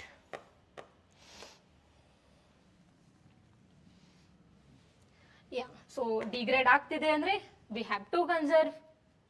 S, so conservation methods ಅಂತ ನೋಡಿದ್ರೆ ಫಸ್ಟ್ ಥಿಂಗ್ ಇಸ್ ಮಲ್ಚಿಂಗ್ ಅಂತ ನೋಡ್ತೀವಿ. ಇಲ್ಲಿ ಏನ್ ಮಾಡ್ತೀವಿ ಅಂತಂದ್ರೆ, ಸಾಮಾನ್ಯವಾಗಿ ನೆಲದ ಮೇಲೆ, ಮಣ್ಣಿನ ಸರ್ಫೇಸ್ ಮೇಲೆ ನಾವು ಆರ್ಗ್ಯಾನಿಕ್ ಮ್ಯಾಟರ್ದ ಲೇಯರ್ ಅನ್ನ ಸ್ಪ್ರೆಡ್ ಮಾಡ್ತೀವಿ. ಲೈಕ್ ಯಾರಾದ್ರೂ ಅಗ್ರಿಕಲ್ಚರ್ ಬ್ಯಾಕ್ ಗ್ರೌಂಡ್ ಅವ್ರು ಇದ್ರೆ ನೀವು ನೋಡಿರ್ಬಹುದು, ಲೈಕ್ ಸೆಣಬು ಎಲ್ಲ ಕಟ್ ಮಾಡಿ ಪೀಸ್ ಮಾಡಿಬಿಟ್ಟು ಅದೇ ನೆಲದ ಮೇಲೆ ಹಾಕ್ಬಿಡ್ತಾರೆ, ರೈಟ್? ಸೊ ನೆಲದ ಮೇಲೆ ಹಾಕೋದ್ರಿಂದ ಏನ್ ಆಗ್ತಿರುತ್ತೆ ಅಂದ್ರೆ, ಆಕ್ಚುಲಿ ನಮಗೆ ಸಾಯಿಲ್ ಮಾಯಿಶ್ಚರ್ ನಮಗೆ ರಿಟೈನ್ ಆಗ್ತಿರುತ್ತೆ.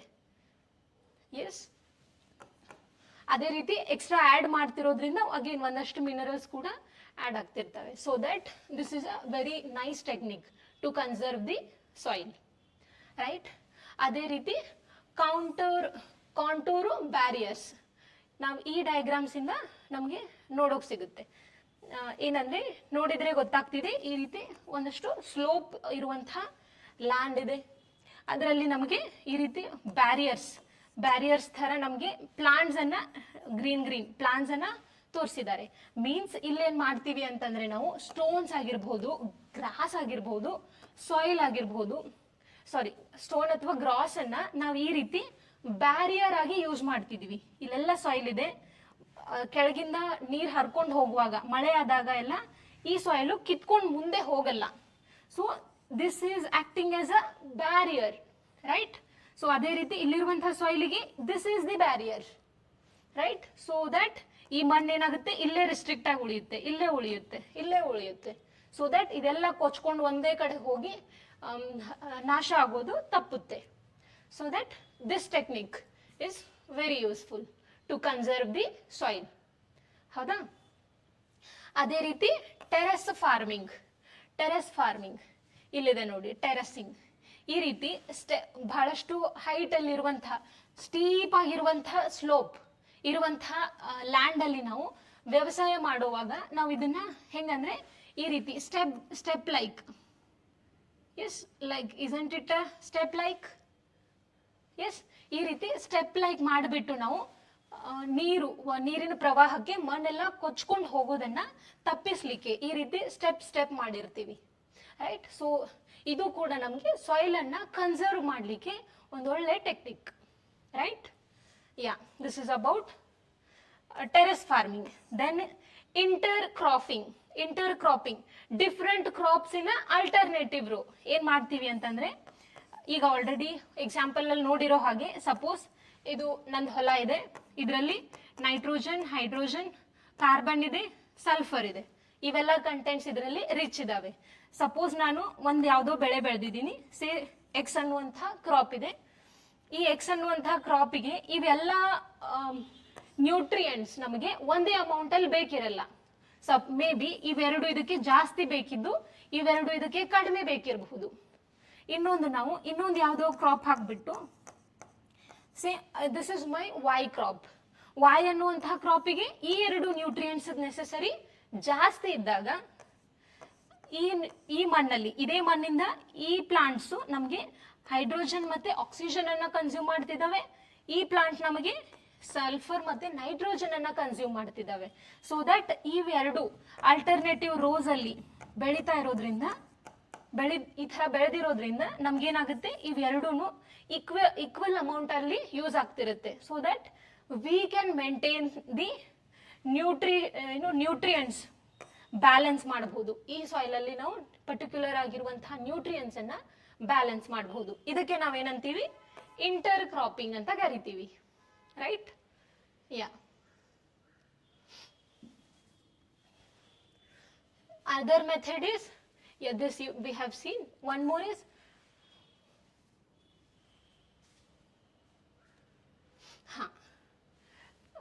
ಶೆಲ್ಟರ್ ಬೆಲ್ಟ್ಸ್ ಅಂತ ನೋಡ್ತೀವಿ. ಶೆಲ್ಟರ್ ಬೆಲ್ಟ್ಸ್ ಅಲ್ಲಿ ಏನ್ ಮಾಡ್ತೀವಿ, ಅಗೇನ್ ಅಲ್ಲಿ ಗ್ರಾಸ್ ಅನ್ನ ಯಾವ ರೀತಿ ಬ್ಯಾರಿಯರ್ ಆಗಿ ಮಾಡ್ತಿದ್ವಿ ಅಲ್ವಾ, ಅದೇ ರೀತಿ ಇಲ್ಲಿ ಟ್ರೀಸ್ ಅನ್ನ ಬ್ಯಾರಿಯರ್ ಆಗಿ ಮಾಡಿಬಿಟ್ಟು ಮಣ್ಣು ಒಂದೇ ಕಡೆ ಕೊಚ್ಕೊಂಡು ಹೋಗೋದನ್ನ ತಪ್ಪಿಸ್ತಿರ್ತೀವಿ.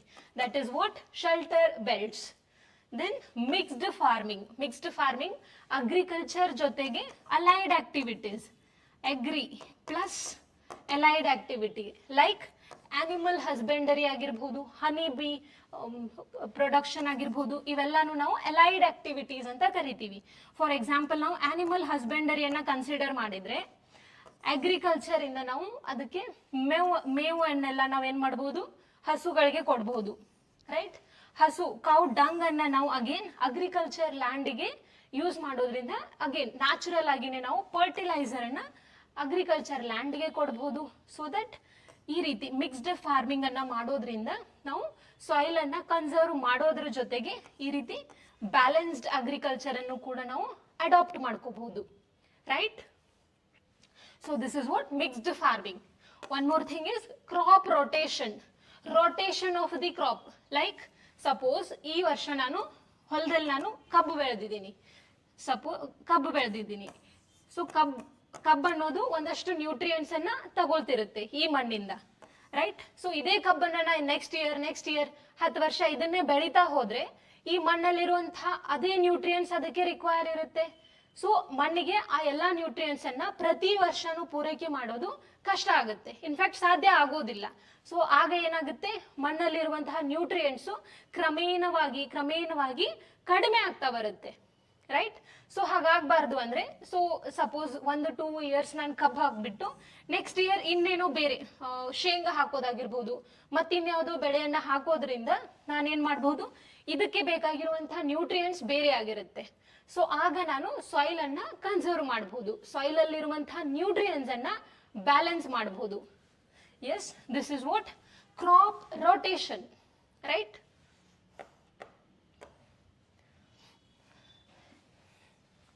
Yeah, that is all about soil as a natural resource. Likewise, yes, water is a natural resource ಅಂತ ನಾವು ನೋಡಿದೀವಿ. So water is a very important for the living organisms. ಅರ್ತಿಗೆ ನಾವು ಬ್ಲೂ ಪ್ಲಾನೆಟ್ ಅಂತ ಕರಿತೀವಿ. Blue planet, why? It is because of presence of water, right?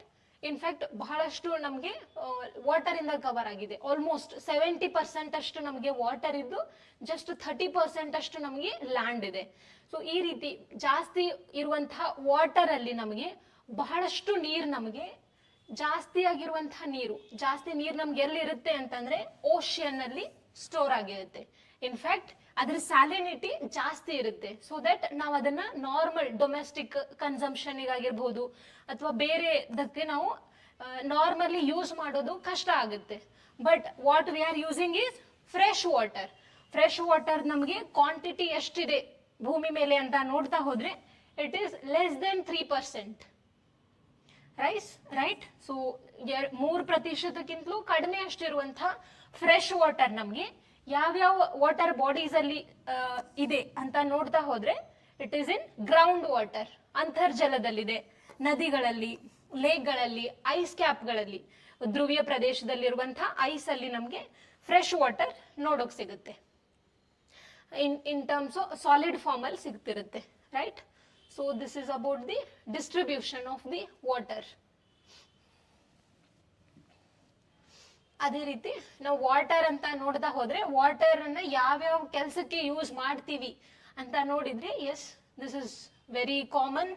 ಅಗ್ರಿಕಲ್ಚರಿಗೆ, ಇಂಡಸ್ಟ್ರಿಗೆ, ಟ್ರಾನ್ಸ್ಪೋರ್ಟೇಷನ್ಗೆ, ಮತ್ತೆ ಇಲೆಕ್ಟ್ರಿಸಿಟಿಯನ್ನ ಜನರೇಟ್ ಮಾಡಲಿಕ್ಕೆ ಬಹಳಷ್ಟು ಕೆಲಸಗಳಿಗೆ ನಾವು ವಾಟರ್ ಅನ್ನ ಯೂಸ್ ಮಾಡ್ತಿದ್ದೀವಿ, ರೈಟ್? ಸೊ ನಾವು ಪ್ರೆಸೆಂಟ್ ಸಿನಾರಿಯೋಸ್ ಅನ್ನ ನೋಡ್ತಾ ಹೋದ್ರೆ ನಮ್ಗೆ ವಾಟರ್ದ ಶಾರ್ಟೇಜ್ ಅನ್ನ ನಾವು ಕೇಳಿರ್ತೀವಿ.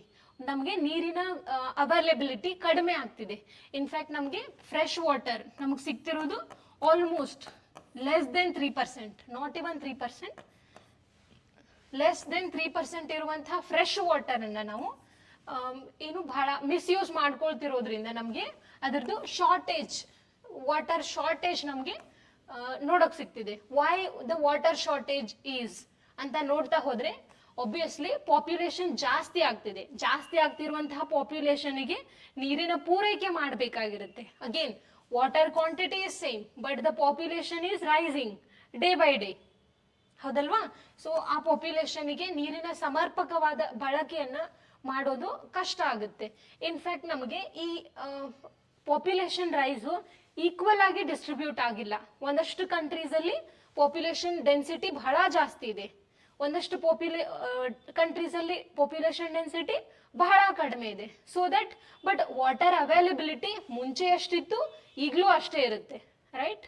ಸೊ ಹೀಗೆಲ್ಲ ಇದ್ದಾಗ್ಲೂ ಕೂಡ ನಮ್ಗೆ ಹೀಗೆಲ್ಲ ಇರುವಾಗ ಅಲ್ಲಿರುವಂತಹ ಪರ್ಟಿಕ್ಯುಲರ್ ಏರಿಯಾದಲ್ಲಿ ಎಲ್ಲಿ ಪಾಪ್ಯುಲೇಷನ್ ಡೆನ್ಸಿಟಿ ಜಾಸ್ತಿ ಇದೆಯಲ್ಲ ಆ ಪ್ರದೇಶದಲ್ಲಿ ನಮಗೆ ವಾಟರ್ ಶಾರ್ಟೇಜ್ ನಮಗೆ ಕಾಣಸಿಗುತ್ತೆ. ಎಸ್, ನಾವು ಈ ಇಶ್ಯೂಸ್ ಅನ್ನ ಬೆಂಗಳೂರಲ್ಲೂ ಕೂಡ ನೋಡಿರ್ತೀವಿ, right? So this is one of such thing. ಆಮೇಲೆ ವಾಟರ್ ಇಂಟೆನ್ಸಿವ್ ಕ್ರಾಪ್ ಅನ್ನ, ಬಹಳಷ್ಟು ನೀರನ್ನ ತೆಗೆದುಕೊಳ್ಳುವಂತಹ ಕ್ರಾಪ್ಸ್ ಅನ್ನ ಬೆಳೆಯೋದ್ರಿಂದ ಆ ಪ್ರದೇಶದಲ್ಲಿ ನೀರಿನ ಶಾರ್ಟೇಜ್ ಆಗ್ತಿದೆ. ಎಸ್, ಮತ್ತೆ ಓವರ್ ಎಕ್ಸ್ಪ್ಲಾಯಿಟೇಷನ್ ಹೊಲಗಳಿಗೆ ಅನ್ನೆಸೆಸರಿ ಆಗಿ ನಾಟ್ ಸಪೋಸ್ ಪೈಪಿಂದ ನಾವು ಇಷ್ಟೆಲ್ಲ ನೀರನ್ನ ಹಾಯಿಸದಿದ್ರು ನಮಗೇನ್ ಬೇಕಿರುತ್ತೆ, ಬೇರಿಗೆ ನೀರ್ ಮುಟ್ಬೇಕಿರುತ್ತೆ. ಬಟ್ ಇಲ್ಲಿ ಬೇರೆ ಇಲ್ಲದೆ ಇರೋ ಸಾಯಿಲ್ ಅಲ್ಲೂ ಕೂಡ ನಮ್ದು ನೀರ್ ಹೋಗ್ತಿರುತ್ತೆ, ಹೌದಾ? ಸೊ ಈ ತರ ನಮ್ದು ಇಲ್ಲಿ ನೀರ್ ವೇಸ್ಟ್ ಆಗ್ತಿರುತ್ತೆ. Yes, this is one of the example. So ನಾವೇನ್ ಮಾಡ್ತಿದೀವಿ, ಓವರ್ ಎಕ್ಸ್ಪ್ಲಾಯ್ಟ್ ಮಾಡ್ತಿದೀವಿ. ಸೊ ದಟ್ ನಾವು ಓವರ್ ಎಕ್ಸ್ಪ್ಲಾಯ್ಟ್ ಮಾಡ್ತಿರೋದ್ರಿಂದ ಕೂಡ ನಮ್ಗೆ ಇವತ್ತು ನೀರಿನ ಶಾರ್ಟೇಜ್ ಆಗ್ತಿದೆ, ರೈಟ್? ಯಾ,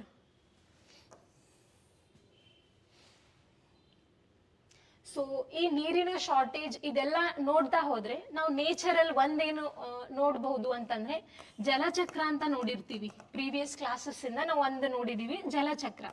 ನೀರು ನಮ್ಗೆ ಸಿ ಅಲ್ಲಿ ಎಲ್ಲ ಏನಿದೆ, ಲಿಕ್ವಿಡ್ ಫಾರ್ಮ್ ಅಲ್ಲಿ ಇದೆ. ಎಸ್, ಲಿಕ್ವಿಡ್ ಫಾರ್ಮ್ ಅಲ್ಲಿ ನಮ್ಗೆ ನೀರ್ ಸಿಗುತ್ತೆ. ಇದೇ ನೀರ್ ನಮ್ಗೆ ಆವಿಯಾಗಿ ಇವ್ಯಾಪೊರೇಟ್ ಆಗಿ ಒಂದಷ್ಟು ಹೈಟಿಗೆ ಹೋಗಿ ಕಂಡೆನ್ಸ್ ಆಗುತ್ತೆ, ಕ್ಲೌಡ್ ಆಗುತ್ತೆ. ಇದೇ ಕ್ಲೌಡ್ ನಮಗೆ ಪ್ರಿಸಿಪಿಟೇಷನ್ ಆಗಿ ಮಳೆ ಆಗಿ ಮತ್ತೆ ಸಮುದ್ರ ಸೇರ್ತಿದೆ. ಎಸ್, ಇದನ್ನ ನೋಡಿದ್ರೆ ನಮ್ಗೆ ಒಂದೇನು ಕ್ಲಿಯರ್ ಆಗ್ತಿದೆ, this is a cyclic process, ಹೌದಾ? ಚಕ್ರೀಯವಾಗಿ, ಇದಕ್ಕೆ ಜಲಚಕ್ರ ಅಂತಾನೆ ಕರಿತೀವಿ. ಸೊ ಇಲ್ಲಿಂದ ಹೋಗಿರುವಂತಹ ನೀರು ಡಿಫ್ರೆಂಟ್ ಫಾರ್ಮ್ಸ್ ಅಲ್ಲಿದೆ. ಲಿಕ್ವಿಡ್ ಅಲ್ಲಿದೆ, ಗ್ಯಾಶಿಯಸ್ ಸ್ಟೇಟ್ ಅಲ್ಲಿದೆ. ಸೊ ಸ್ಟೇಟ್ ಬದಲಾಗ್ತಿದೆ, ಬಟ್ ಟೋಟಲ್ ಅಮೌಂಟ್ ಏನಿದೆ ಅಲ್ವಾ, ಅದು ಕಾನ್ಸ್ಟಂಟೇ ಇದೆ, ರೈಟ್? ಸೊ ಈ ರೀತಿ ಮಿಸ್ಯೂಸ್ ಮಾಡ್ಕೊಳ್ತಿರೋದ್ರಿಂದ ನಾವು ಇದರಲ್ಲಿ ಈ ಸೈಕ್ಲಿಕ್ ಪ್ರಾಸೆಸ್ ಅಲ್ಲಿ ಕಾನ್ಸ್ಟಂಟ್ ಆಗಿರುವಂತಹ ವಾಟರಿಗೆ ಸ್ಕೇರ್ಸಿಟಿ ಮಾಡ್ತಿದ್ದೀವಿ, ಶಾರ್ಟೇಜ್ ಮಾಡ್ತಿದ್ದೀವಿ, right? So this is about the brief intro and how the water shortage is. ಮತ್ತೆ ಈ ವಾಟರ್ ಶಾರ್ಟೇಜ್ ಅನ್ನುವಂತಹ ಪ್ರಾಬ್ಲಮ್ ನಮಗೆ ಒಂದಷ್ಟು ಏರಿಯಾದಲ್ಲಿ ನಮಗೆ ಬಹಳಷ್ಟು ಅದ್ರದ್ದು ಇಂಟೆನ್ಸಿಟಿ ಜಾಸ್ತಿ ಇರುತ್ತೆ. ಲೈಕ್ ಇದು ಬರೀ ಭಾರತ ಅಥವಾ ಕರ್ನಾಟಕದ ಸಮಸ್ಯೆ ಅಲ್ಲ, ದಿಸ್ ಗ್ಲೋಬಲ್ ಲೆವೆಲ್ ಅಲ್ಲಿ ನಾವು ವಾಟರ್ ಸ್ಕೇರ್ಸಿಟಿಯನ್ನ, ವಾಟರ್ ಶಾರ್ಟೇಜ್ ಅನ್ನ ನೋಡೋಕ್ ಸಿಗುತ್ತೆ. ಒಂದಷ್ಟು ಕಂಟ್ರಿಗಳು ಸೀಸನಲ್ ಆಗಿ ಮಳೆ ಬಹಳಷ್ಟು ಬಂದಾಗ ಮಾತ್ರ ನೀರು ಸಿಗ್ತಿರುತ್ತೆ. ಬೇರೆ ಸೀಸನ್ ನಲ್ಲಿ, ಮಳೆ ಇಲ್ದಿರೋ ಸೀಸನ್ ಅಲ್ಲಿ ಬಹಳಷ್ಟು ನೀರಿನ ಸ್ಕೇರ್ಸಿಟಿಯನ್ನ ಫೇಸ್ ಮಾಡ್ತಿರ್ತವೆ. So that this is not just localised, ಒಂದೇ ಪ್ರದೇಶಕ್ಕೆ ಸೀಮಿತ ಆಗಿಲ್ಲ, ಬಹಳಷ್ಟು ಪ್ರದೇಶಗಳಿಗೆ ಏನು ಗ್ಲೋಬ್ ತುಂಬಾನು ಕೂಡ ನಮ್ಗೆ ಇದು ನೋಡೋಕ್ ಸಿಗುತ್ತೆ, right? So that it is a global ಅವೈಲಬಿಲಿಟಿಯಲ್ಲಿನೇ ನಮ್ಗೆ ಶಾರ್ಟೇಜ್ ಆಗ್ತಿದೆ. So that we have to conserve.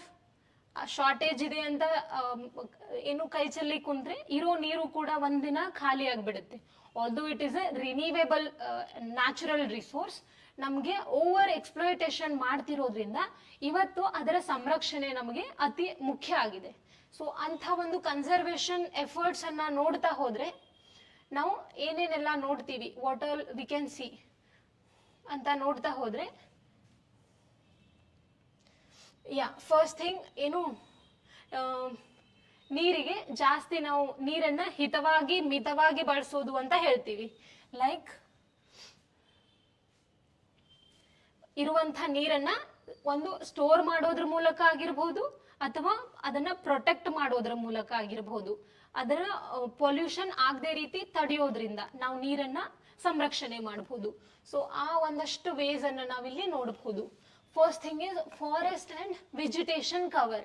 ಅರಣ್ಯವನ್ನ ಜಾಸ್ತಿ ಬೆಳೆಸೋದ್ರಿಂದ ಅಲ್ಲಿರುವಂತಹ ವಾತಾವರಣದಲ್ಲಿ, ಮಣ್ಣಿನಲ್ಲಿ ನೀರಿನ ಅಂಶ ಜಾಸ್ತಿ ಆಗುತ್ತೆ. ಸೊ ಎಲ್ಲಿ ದಟ್ಟವಾದ ಅರಣ್ಯ ಇರುತ್ತೆ ಅಲ್ವಾ, ಅಲ್ಲಿ ಜಾಸ್ತಿ ಮಳೆ ಕೂಡ ಆಗ್ತಿರುತ್ತೆ, ರೈಟ್? ಸೊ ಮಳೆ ಜಾಸ್ತಿ ಆಗ್ತಿರೋದ್ರಿಂದ ಅಂತರ್ಜಲ ಮಟ್ಟವೂ ಕೂಡ ಜಾಸ್ತಿ ಆಗ್ತಿರುತ್ತೆ.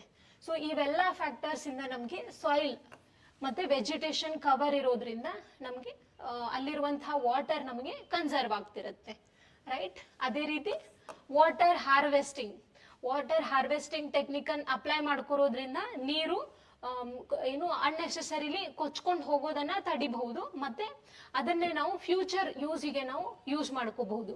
ಲೈಕ್ ನಾವು ನೋಡಿರ್ತೀವಿ ಮನೆಗಳಲ್ಲಿ ಈ ರೀತಿ ಕಟ್ಬಿಟ್ಟು ಮಳೆ ನೀರನ್ನ ಸ್ಟೋರ್ ಮಾಡಿಕೊಂಡು ಎಸ್ ಅದನ್ನೇ ಏನು ಡೊಮೆಸ್ಟಿಕ್ ಪರ್ಪಸ್ಗಾಗಿ ಅಥವಾ ಅಗ್ರಿಕಲ್ಚರ್ ಪರ್ಪಸ್ಗಾಗಿ ಯೂಸ್ ಮಾಡ್ತಿರ್ತೀವಿ. ಸೊ ಈ ರೀತಿ ಮಾಡೋದ್ರಿಂದ ನಾವು ನೀರಿಗೆ ಇನ್ನೊಂದು ಸೋರ್ಸ್ ಮೇಲೆ ಡಿಪೆಂಡ್ ಆಗೋ ನೆಸೆಸರಿನೂ ಇರಲ್ಲ, right? So this is another method, irrigation and canal maintenance. Actually ಏನಾಗುತ್ತೆ ಅಂದ್ರೆ ಕೆನಾಲ್ ಇರಿಗೇಷನ್ ಅಂತ ನೋಡಿದ್ರೆ ನಮ್ಗೆ ದೊಡ್ಡ ದೊಡ್ಡ ಕೆನಾಲ್ಗಳನ್ನ ನಿರ್ಮಾಣ ಮಾಡೋದ್ರ ಮೂಲಕ ನಮ್ಗೆ ಹೆಂಗಿರುತ್ತೆ ಅಂದ್ರೆ ಅದು ಜಾಸ್ತಿ ಸರ್ಫೇಸ್ ಏರಿಯಾ ಸಿಗುತ್ತೆ. ಸೊ ದಟ್ ವಾಟರ್ ವಿಲ್ ಇವ್ಯಾಪರೇಟ್, ನೀರೆಲ್ಲ ಆವಿಯಾಗಿ ಹೋಗ್ಬಿಡುತ್ತೆ ಅಲ್ವಾ? ಅದೇ ರೀತಿ ಈ ಕೆನಾಲ್ ಅಲ್ಲಲ್ಲಿ ಏನಾದ್ರೂ ಇನ್ಫ್ರಾಸ್ಟ್ರಕ್ಚರ್ ಇಶ್ಯೂಸ್ ಆಗಿದ್ವು ಅಂತಂದ್ರೆ ಈ ನೀರು ಕೆಳಗಡೆ ಕೂಡ ಇಂಗ್ ಬಿಡುತ್ತೆ, ಅಲ್ಲಿನೂ ಕೂಡ ನಮ್ಗೆ ನೀರು ಬೇರೆ ಸೋರ್ಸ್ ಕಡೆಗೆ ಹೋಗ್ತಿರುತ್ತೆ. ಸೊ ದಟ್ ಇದೆಲ್ಲಾನು ನಾವು ತಡೆಯೋದ್ರ ಮೂಲಕ ಇದಕ್ಕೆ ಕೆನಾಲ್ಗೆ ನಾವು ಏನೋ ಒಂದು ಈ ರೀತಿ ಕವರ್ ಮಾಡುವಂತಹ ಟೆಕ್ನಾಲಜಿ ಯೂಸ್ ಮಾಡೋದಾಗಿರ್ಬೋದು, ಪ್ರಾಪರ್ ಇನ್ಫ್ರಾಸ್ಟ್ರಕ್ಚರ್ ಅನ್ನ ಯೂಸ್ ಮಾಡೋದ್ರಿಂದ ನಾವು ಇದನ್ನ ತಡೆಗಟ್ಟಬಹುದು. ಈ ರೀತಿ ನೀರು ಅನ್ನೆಸೆಸರಿಲಿ ಪೋಲ್ ಆಗೋದನ್ನ ತಪ್ಪಿಸಬಹುದು. ರೀಸೈಕ್ಲಿಂಗ್, ಸೀವೇಜ್ ವಾಟರ್ ಆಗಿರ್ಬೋದು, ಇಂಡಸ್ಟ್ರಿಯಿಂದ ರಿಲೀಸ್ ಆಗಿರುವಂತಹ ವಾಟರ್ ಅನ್ನ ಜಸ್ಟ್ ಡೈರೆಕ್ಟ್ ಆಗಿ ರಿವರಿಗೆ ಬಿಡೋದಕ್ಕಿಂತಲೂ ಮುಂಚೆ ನಾವು ಅದನ್ನ ರೀಸೈಕಲ್ ಮಾಡೋದ್ರಿಂದ ನಾವು ಅದನ್ನ ಬೇರೆ ಕೆಲಸಗಳಿಗೆ ಪರ್ಪಸ್ಗೆ ನಾವು ಯೂಸ್ ಮಾಡ್ಕೋತಿರ್ಬೋದು. ಸೊ ರೀಸೈಕ್ಲಿಂಗ್ ಇಸ್ ದಿ ಮರುಬಳಕೆ, ಬಹಳ ಉಪಯುಕ್ತ ಆಗಿರುತ್ತೆ, ರೈಟ್? ಅದೇ ರೀತಿ ಒಳ್ಳೆ ಬೆಟರ್ ಇರಿಗೇಷನ್ ಫೆಸಿಲಿಟೀಸ್ ಅನ್ನ ಹೊಂದೋದು. ಈಗ ಆಲ್ರೆಡಿ ನೋಡಿರೋ ಹಾಗೆ ಸಪೋಸ್ ನಮ್ದು ಶುಗರ್ ಕೇನ್ ಫೀಲ್ಡ್ ಇದೆ ಅಂದಾಗ ಪೈಪ್ ಡೈರೆಕ್ಟ್ ಹಾಕಿಬಿಟ್ಟು ದಪ್ಪವಾಗಿ ನೀರನ್ನ ಎಲ್ಲಾ ಕಡೆ ಬಿಡೋದಕ್ಕಿಂತಲೂ ಈ ಬೇರಿರುವಂತಹ ಲೈನಿಗೆ ಸಣ್ಣದಾಗಿ ನೀರಿನ ಪೂರೈಕೆ ಮಾಡೋದ್ರಿಂದ ನಾವು ಇಲ್ಲಿ ಯಾವ ಮಣ್ಣಿಗೆ ಎಲ್ಲಿ ನೆಸೆಸರಿ ಆಗಿದೆ ಅಲ್ವಾ ಅಲ್ಲಿ ಮಾತ್ರ ನಾವು ನೀರನ್ನ ಪೂರೈಕೆ ಮಾಡಬಹುದು. ಅದೇ ರೀತಿ ಬೇರೆ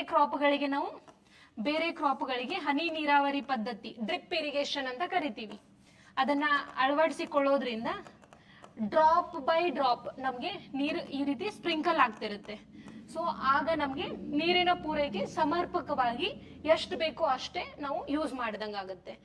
so that we can save the water in this way as well, ಹೌದಾ? So these are the some conservation practices for a water, right? ಅದೇ ರೀತಿ natural vegetation and wildlife. Natural vegetation is also a natural resource. ಇದು ಕೂಡ ನಮಗೆ ನೈಸರ್ಗಿಕವಾಗಿ ಸಿಗುವಂತಹ ಒಂದು ಸಂಪನ್ಮೂಲ, ಜೊತೆಗೆ ವೈಲ್ಡ್ ಲೈಫ್ ಕೂಡ ನೈಸರ್ಗಿಕವಾಗಿ ಸಿಗುವಂತಹ ಸಂಪನ್ಮೂಲ. ಸೊ ಒಂದಷ್ಟು ಇಂಟ್ರೊಡಕ್ಷನ್ ಅನ್ನ ನೋಡ್ಬಿಟ್ಟು ಅಗೇನ್ ಅವುಗಳಿಗಿರುವ ಥ್ರೆಡ್ಸ್ ಆಮೇಲೆ ಕನ್ಸರ್ವೇಷನ್ ಎಫರ್ಟ್ಸ್ ಅನ್ನ ಕವರ್ ಮಾಡ್ತೀವಿ, ರೈಟ್? ಸೊ ಬಯೋಸ್ಪಿಯರ್ ಅಂತ ನೋಡಿದಾಗ ಇವೆರಡು ನ್ಯಾಚುರಲ್ ವೆಜಿಟೇಷನ್ ಮತ್ತೆ ವೈಲ್ಡ್ ಲೈಫ್ ಎಲ್ಲಿದೆ ಅಂತ ನೋಡಿದಾಗ ಈ ಡಯಾಗ್ರಾಮ್, ಇವೆಂಟ್ ಡಯಾಗ್ರಾಮ್ ಅನ್ನ ಪ್ರೀವಿಯಸ್ ಕ್ಲಾಸಸ್ ಅಲ್ಲಿನೂ ನಾವು ನೋಡಿದ್ವಿ. ಅಟ್ಮೋಸ್ಫಿಯರ್, ಹೈಡ್ರೋಸ್ಪಿಯರ್, ಲಿಥೋಸ್ಪಿಯರ್ ಮೂರು ಕೂಡಿರುವಂತಹ ಈ ಜಂಕ್ಷನ್ಗೆ ಇಂಟರ್ಸೆಕ್ಟ್ ಆಗಿರುವಂತಹ ಈ ಪರ್ಟಿಕ್ಯುಲರ್ ಏರಿಯಾಗೆ ನಾವು ಬಯೋಸ್ಪಿಯರ್ ಅಂತ ಕರೆದಿದ್ವಿ. So this is what the exact biosphere where the vegetation and wildlife is there, ಹೌದಾ? ಈ ಬಯೋಸ್ಪಿಯರ್ ಅಲ್ಲಿ ನಮ್ಗೆ ವೆಜಿಟೇಷನ್ ಮತ್ತೆ ವೈಲ್ಡ್ ಲೈಫ್ ನೋಡೋಕ್ ಸಿಗುತ್ತೆ. ಇನ್ಫ್ಯಾಕ್ಟ್ ಇಕೋಸಿಸ್ಟಮ್ ಅಲ್ಲಿ ಪರ್ಟಿಕ್ಯುಲರ್ಲಿ ನಾವು ಬಯೋಸ್ಪಿಯರ್ ಅಂತ ನೋಡ್ತಿದ್ದಾಗ ವೆಜಿಟೇಷನ್ ಮತ್ತೆ ವೈಲ್ಡ್ ಲೈಫ್ ಇವುಗಳನ್ನೇ ಜಾಸ್ತಿ ಮೇಜರ್ ಆಗಿ ನೋಡ್ತೀವಿ, right? So this is the brief intro.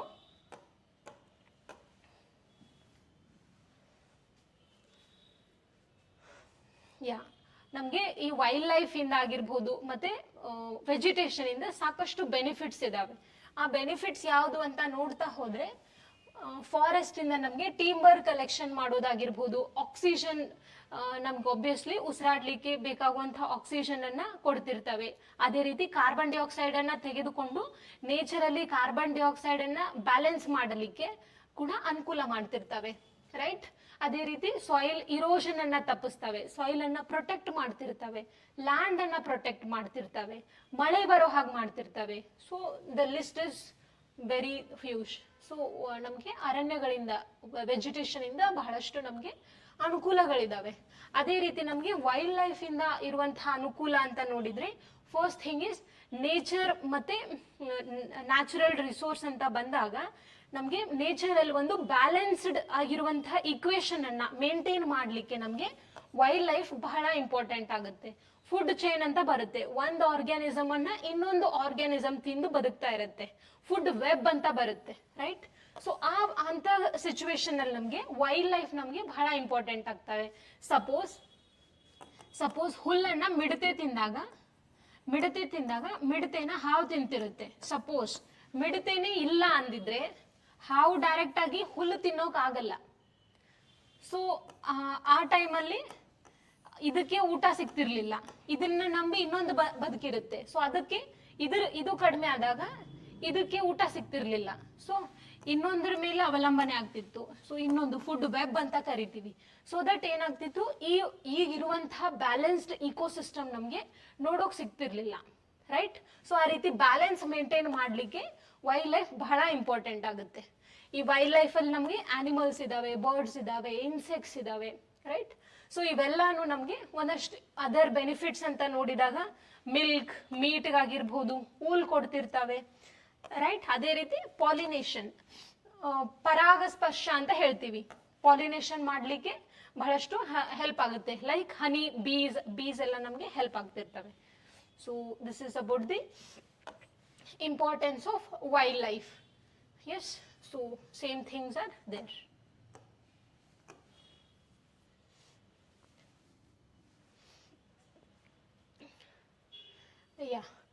ಹೀಗಿರುವಂತಹ natural vegetation ಯಾವ ರೀತಿ ಡಿಸ್ಟ್ರಿಬ್ಯೂಟ್ ಆಗಿದೆ ಅಂತ ನೋಡ್ತಾ ಹೋದ್ರೆ ನಮ್ಗೆ ಒಂದಷ್ಟು ಫ್ಯಾಕ್ಟರ್ಸ್, ವೆಜಿಟೇಷನ್ ಗ್ರೋತ್ ಅನ್ನ ಡಿಸೈಡ್ ಮಾಡ್ಲಿಕ್ಕೆ ಒಂದಷ್ಟು ಫ್ಯಾಕ್ಟರ್ಸ್ ಅನ್ನ ನೋಡ್ತೀವಿ. The factors like temperature, moisture, in fact temperature and rainfall ಅಂತ ಹೇಳ್ಬೋದು. ಅದರ ಬೇಸಿಸ್ ಮೇಲೆ ನಾವು ವೆಜಿಟೇಷನ್ ಅನ್ನ ಟೈಪ್ಸ್ ಗಳಾಗಿ ವಿಭಾಗ ಮಾಡಿದ್ದೀವಿ. ಲೈಕ್ ಫಾರೆಸ್ಟ್ ಎಲ್ಲಿ ಬೆಳೆಯುತ್ತೆ, ಎಲ್ಲಿ ಜಾಸ್ತಿ ಮಳೆ ಆಗುತ್ತೆ, ಎಲ್ಲಿ ರೇಡಿಯೇಷನ್ಸ್ ಜಾಸ್ತಿ ಸಿಗ್ತಿರುತ್ತೆ, ಅಲ್ಲೇನೆ ಅಲ್ವಾ ಫೋಟೋಸಿಂಥೆಸಿಸ್ ಕೂಡ ಚೆನ್ನಾಗಿ ಆಗ್ತಿರುತ್ತೆ.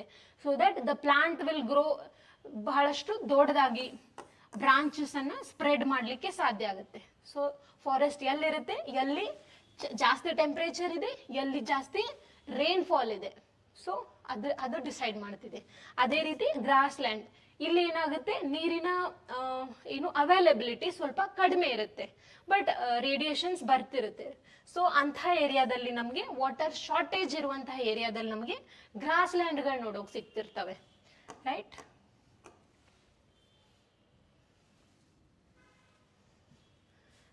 ಅನದರ್ ಥಿಂಗ್ ಇಸ್ ಥಾರ್ನಿ ಶ್ರಬ್ಸ್ಗಳು ನಮ್ಗೆ ಎಲ್ಲಿ ಸಿಗ್ತವೆ, dry with the low rainfall, ಒಣ ಪ್ರದೇಶದಲ್ಲಿ, ಅಂದ್ರೆ ಮಾಯಿಶ್ಚರ್ ಕಂಟೆಂಟ್ ಕಡಿಮೆ ಇರುತ್ತೆ ಮತ್ತೆ ರೈನ್ಫಾಲ್ ಕೂಡ ಬಹಳಷ್ಟು ಕಡಿಮೆ ಆಗ್ತಿರುತ್ತೆ. ಅಂತ ಪ್ರದೇಶದಲ್ಲಿ ನಮ್ಗೆ ಈ ರೀತಿಯಾದಂತಹ ಥಾರ್ನಿ ಶ್ರಬ್ಸ್ ನಮ್ಗೆ ನೋಡ್ಲಿಕ್ಕೆ ಸಿಗ್ತಿರ್ತವೆ, ರೈಟ್? ಸೊ ಈ ರೀತಿ ಇರುವಂತಹ ಫಾರೆಸ್ಟ್ ಅಲ್ಲಿ ಒಂದು ಇಂಪಾರ್ಟೆಂಟ್ ಪೆಕ್ಯುಲಿಯರ್ ಫೀಚರ್ ಏನು ಅಂತ ಅಂದ್ರೆ, ಫಾರೆಸ್ಟ್ ಅನ್ನೋ ಹಾಗಿರಲ್ಲ, ಯಾಕಂದ್ರೆ ಬಹಳಷ್ಟು ದಟ್ಟವಾಗಿ ಏನಿರಲ್ಲ. ಥಾರ್ನಿ ಶ್ರಬ್ಸ್ ಅಂತ ಹೇಳ್ಬೋದು, ಕುರುಚಲು ಸಸ್ಯವರ್ಗ ಅಂತ ಹೇಳ್ತೀವಿ. ವ್ಯಾಕ್ಸಿ ಸರ್ಫೇಸ್, ಗಿಡದಲ್ಲಿ ಇರುವಂತಹ ಲೀವ್ಸ್ ಹೆಂಗಾಗಿರ್ತವೆ ಅಂದ್ರೆ ಥಿಕ್ ಆಗಿ ಇರ್ತವೆ.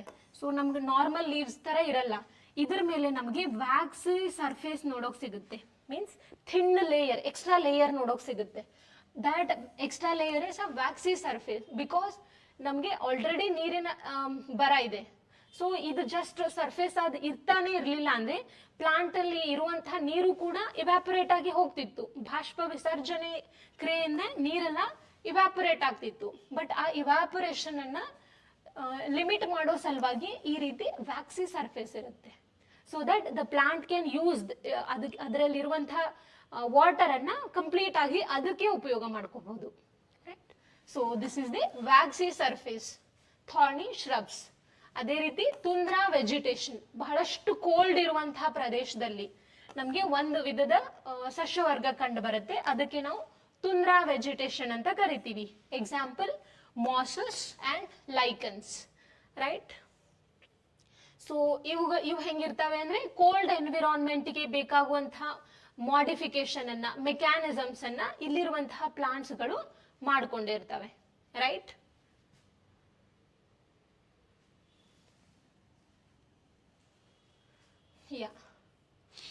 ಫಾರೆಸ್ಟ್ ಗಳನ್ನ ಅವು ಎಲೆ ಉದುರಿಸುವಂತಹ ಆಧಾರದ ಮೇಲೆ ನಾವು 2 ಟೈಪ್ಸ್ ಆಗಿ ವಿಭಾಗ ಮಾಡಿದೀವಿ.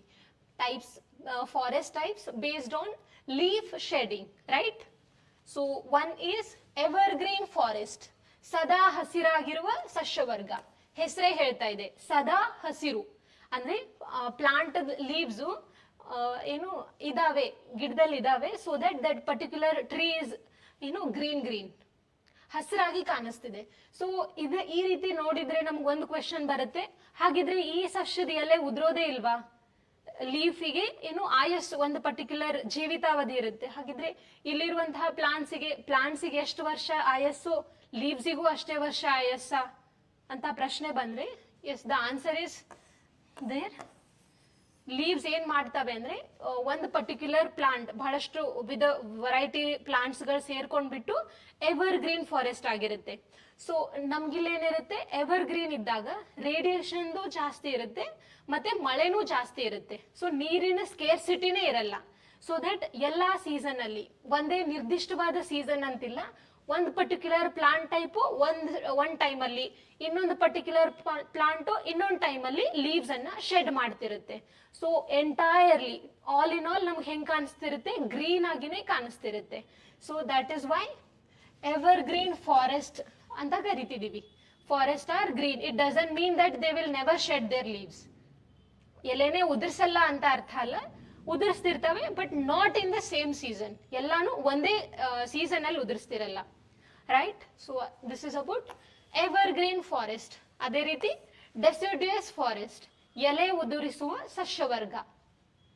ಇದಕ್ಕೆ ಹೆಂಗಿರ್ತವೆ ಅಂದ್ರೆ, ಇಲ್ಲಿರುವಂತಹ ಪ್ಲಾಂಟ್ಸ್ಗೆ ನಮ್ಗೆ ಸೀಸನ್ಗೆ ಅನುಗುಣವಾಗಿ ನೀರಿನ ಸ್ಕೇರ್ಸಿಟಿ ಉಂಟಾಗ್ತಿರುತ್ತೆ. ಸೊ ಯಾವಾಗ ನೀರಿನ ಸ್ಕೇರ್ಸಿಟಿ ಇರುತ್ತೆ ಅಲ್ವಾ, ಆ ಸೀಸನ್ ಅಲ್ಲಿ ನಮ್ಗೆ ಅದು ಲೀವ್ಸ್ ಅನ್ನ ಶೆಡ್ ಮಾಡ್ತಿರುತ್ತೆ. ಹೌದಾ? ಸೊ ಹಾಗಾಗಿ ಅಟ್ ಎ ಟೈಮ್ ಒಂದೇ ಪರ್ಟಿಕ್ಯುಲರ್ ಸೀಸನ್ ಅಲ್ಲಿ ಅಲ್ಲಿರುವಂತಹ ಆ ಫಾರೆಸ್ಟ್ ಅಲ್ಲಿ ಇರುವಂತಹ ಎಲ್ಲಾ ಪ್ಲಾಂಟ್ಸ್ ಲೀವ್ಸ್ ಅನ್ನ ಶೆಡ್ ಮಾಡ್ತಿರ್ತವೆ. ಸೊ ದಟ್ ಅವು ಯಾವ ತರ ಆ ಎಂಟೈರ್ ಫಾರೆಸ್ಟ್ ನಮ್ಗೆ ಎಲೆ ಉದುರಿಸಿರುವಂತಹ ತರ ಕಾಣಿಸ್ತದೆ. ಅದಕ್ಕೆ ನಾವು ಎಲೆ ಉದುರಿಸುವ ಸಸ್ಯವರ್ಗ ಫಾರೆಸ್ಟ್ ಅಂತ ಕರಿತೀವಿ.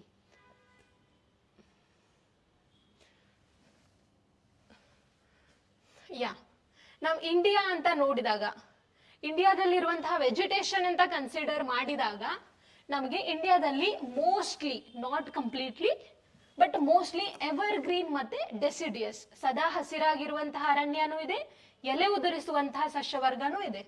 ರೈಟ್? ಬಟ್ ಮೋಸ್ಟ್ಲಿ ಇಷ್ಟಿದ್ರೂ ಕೂಡ ನಮ್ಗೆ ಒಂದಷ್ಟು ರೀಜನ್ ಅಲ್ಲಿ, ಲೈಕ್ ಹಿಮಾಲಯನ್ ರೀಜನ್ ಅಲ್ಲಿ ನಮಗೆ ಟೈಗಾ ಅನ್ನುವಂತಹ ವಿಧದ ಸಸ್ಯವರ್ಗ, ಕೋನಿಫೆರಸ್.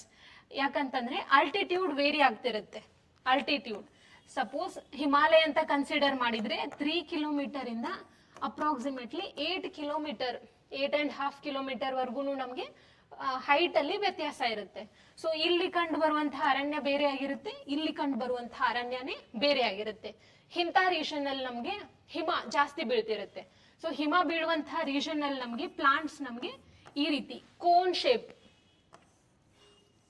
ಶೇಪ್, ಯಾಕಂತಂದ್ರೆ ಬೀಳ್ತಿರುವಂತಹ ಹಿಮ ಇಲ್ಲೇ ಸ್ಟೋರ್ ಆಗ್ಬಿಟ್ರೆ ಅದ್ರ ಮೇಲೆ ಇರುವಂತಹ ಎಲೆಗಳೆಲ್ಲ ಕೊಳೆತು ಹೋಗುವಂತಹ ಸಾಧ್ಯತೆ ಇರುತ್ತೆ. ಸೊ ದಟ್ ಇಲ್ಲಿ ಬಿದ್ದಿರುವಂತಹ ಹಿಮ ಏನಾಗುತ್ತೆ, ಈ ರೀತಿ ಸ್ಲೈಡ್ ಆಗ್ಲಿ ಅಂತ ಹೇಳ್ಬಿಟ್ಟು ಈ ರೀತಿ ಕೋನಿಕಲ್ ಶೇಪ್ ಅಲ್ಲಿ ಇರುತ್ತೆ. ಅವುಗಳಿಗೆ ನಾವು ಕೋನಿಫೆರಸ್ ಅಂತ ಕರಿತೀವಿ. ರೈಟ್?